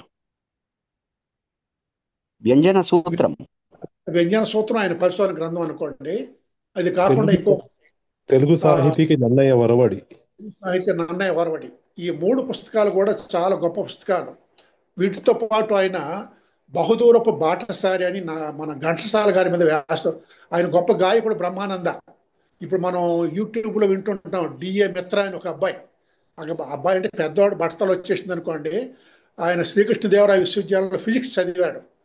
బ్రహ్మానంద ఆయన చాలా గొప్ప స్నేహితులుగా ఉండేవాడు. బ్రహ్మానంద గొప్ప గాయకుడు, ఘంటసాల మరిపిస్తేటట్టుగా పాట పాడతాడు ఆయన. వాళ్ళ నాన్నగారి హరికథ సంప్రదాయం నుంచి ఆయన గాయకుడికి ఎదిగాడు. ఆ ప్రభావంతో బహుదూర బాటసారి గ్రంథం రాశాడు. ఇంకొకటి చిరంజీవి గిరీశం అనే గ్రంథం ఉంది అయింది. అంటే గిరీశం ఆ రోజుల్లో అవకాశవాదానికి ప్రతీక. ఈ రోజుల్లో ఎలా ఆయన విస్తరించాడో చెప్పుకుంటూ వచ్చాడు. ఇప్పుడైతే ఈ బ్రహ్మానంద దాన్ని ఇంకో పెద్ద పుస్తకం రాయడానికి అవకాశం ఉంది. ఈ రకంగా భాష ఆయన మేమంతా ఎంఏ చదివి పిహెచ్డీలో చేరితే బ్రహ్మానంద లింగ్విస్టిక్స్ ఎంఏ చేశాడు ఉస్మానియా యూనివర్సిటీలో, చేకూరు రామారావు గారి శిష్యుడు ఆయన. మా ఉషాదేవి ఆయన క్లాస్ చదువుకున్నారు. అందుకోసం ఆయన ముందు ఇక్కడ లెక్చరర్ అయ్యాడు. అప్పుడు మాకు అక్కడ లింగ్విస్టిక్స్ టీచర్ అవసరమైనారు కాబట్టి ఆయన ముందు చేరాడు. చాలా అన్యోన్యంగా ఉండేవాళ్ళం. మేము ఇప్పుడు నిరంతరం చర్చలు అన్నమాట. ఈ పాశ్చాత్య ప్రభావం గురించి మా అందరితో చర్చించిన మాట నిజమే. అసలు పాశ్చాత్యం అంటే ఏమిటి, ప్రభావం అంటే ఏమిటి, ఏది పాశ్చాత్య ప్రభావం అని చర్చించాడు ఆయన. ఆయన మీద మీరు మంచి ప్రసంగం చేసినందుకు ధన్యవాదాలు. ఇప్పుడు మన మిత్రులు ఎవరైనా కానీ ఒక 5 నిమిషాలు మనం మాట్లాడుతూ, ఏ మిత్ర ఆనంద్ గారు టైం ఉందే మనకి? ఒక 7 నిమిషాలు టైం ఉంది సార్. బ్రీఫ్గా మాట్లాడమనండి, ఎక్కువ టైం తీసుకోకుండా. ఒక్కొక్కరు ఒక్కొక్క నిమిషం మాట్లాడచ్చు. ఓకే, మాట్లాడవచ్చు. సార్ నేను మాట్లాడవచ్చా? 1 నిమిషం అయ్యా. ఒక్క నిమిషం. ఇప్పుడు నిజంగా హెచ్ఎస్ బ్రహ్మానంద గారి ఆ విమర్శ గ్రంథాలని చదివి అర్థం చేసుకోవడం అంత సులభం కాదు. కారణం ఏమంటే ఆయన వాడే సాంకేతిక పదాలు, రాసే విధానం కూడా ఏదైనా ఒక నవల్ లాగా ఆయన విమర్శ గ్రంథాన్ని చదవడానికి వీలు లేదు. ఇక్కడ ఒక అంశం, ఒక విషయం చెప్తే దానికి ఆధారం ఇంకెక్కడో ఉంటుంది. అటువంటి విమర్శ ధోరణి ఆచార్యుల దారుల చాలా బ్రహ్మాండంగా ఆయన వచ్చి చెప్పగలిగారు, అన్వయించి చెప్పగలిగారు. అందుకు నేను అనుకుంటున్నాను, ఒకసారి కాకుండా 2-3 సార్లు ఆయన దాన్ని చదివినట్టు అనిపిస్తుంది. రెండవది, ఆచార్య జీన్స్ రెడ్డి గారు ఎప్పుడు కానీ మా విద్యార్థుల మీద ఎప్పుడో కన్ను వేసి ఉంటాయి. ఏ విద్యార్థికి ఏ టాలెంట్ ఉందో మాకు కన్నా ఆయనకి ఎక్కువ తెలుసు. అందుకనే ఆయన ఎంఏ తెలుగు అవుతూనే మేమంతా అక్కడనే ఉన్నాము. ఆయన వెంటనే ఉస్మానియా యూనివర్సిటీకి వెళ్ళి ఎంఏ లింగ్విస్టిక్స్ చేయమని చెప్పారు.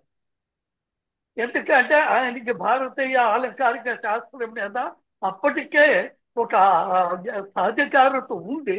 దాంతోపాటు భాషా శాస్త్రం కావాలని ఆయన పంపించారు అక్కడికి.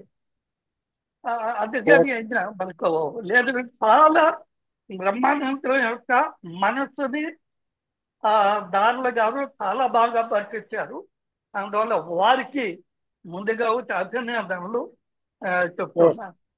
Thank you. నిజమే సార్, నేను నిజంగా కూడా నేను 2-3 సార్లు చదవడమే కాదు, దాని మీద మా ఆచార్య పిల్లల రాములు గారు కూడా ఉన్నారు, నమస్కారం, వారితో కూడా చర్చించేవాడిని. సార్ దీన్ని ఎలా అర్థం చేసుకోవాలంటే ఆయన జాగ్రత్తగా చదివితే చాలా బాగుంటుంది దారిలా అని చెప్పేవాడు ఆయన.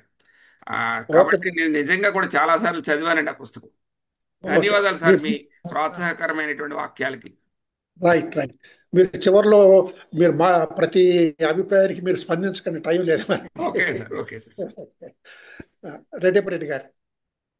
సార్ నేను 3 విషయాలు ప్రస్తావిస్తాను సార్ బ్రహ్మానంద గారి గురించి. బ్రహ్మానంద గారు ఒకసారి ఘంటసాల గురించి మా అప్పుడు పీజీ సెంటర్గా ఉన్నప్పుడు ఒక పెద్ద మీటింగ్ జరిగింది. అంటే 200 మీటర్ల పొడుగున్న బిల్డింగు, అప్పటికి ఇంకా అడ్డుగోడలు రాని చోట వీరు ఘంటసాల గురించి పాట పాడుతున్నారు. ఘంటసాల ఉత్సవం జరుపుతూ ఉంటే వీరు ఒక పాట పాడారు. పాట పాడి ఇలా ఎవరైనా ముగించగలరా అని ఘంటసాల పాడిన పాట పాడారు. సభ మొత్తం ఒక ఘంటసాల గారే, ఒక బ్రహ్మానంద గారే అలా ముగించగలరు అని ఆ సభ మొత్తం లేచి నిలబడ్డారు సార్. అంత గొప్పగా ఉండింది ఆయన మాట. ఇక రెండవది, బ్రహ్మానంద గారు నిర్మోహమాటి సార్. ఆయన ఏ విషయమైనా సరే నేరుగా చెప్పేస్తారు. 3వ అంశం ఆయనలో నేను గమనించింది ఏంటంటే, విద్యార్థులు భుజాలపై చేతులు వేసుకొని నడుచుకునే వెళ్ళే అలవాటు కూడా ఆయనకు బాగా ఉండేది బ్రహ్మానంద గారి గురించి. ఇక దార్ల వెంకటేశ్వరరావు గారు చేసిన ప్రసంగంలో అంత విస్తృతంగా ఒక గ్రంథాన్ని అంత లోతుగా చదివితే తప్ప ఒక ప్రసంగం చేయలేమేమో అని అంత భయం పుట్టించేశారు దార్ల గారు. వారికి నా అభినందనలు సార్. ఓకే మిత్ర, ఓకే ఓకే.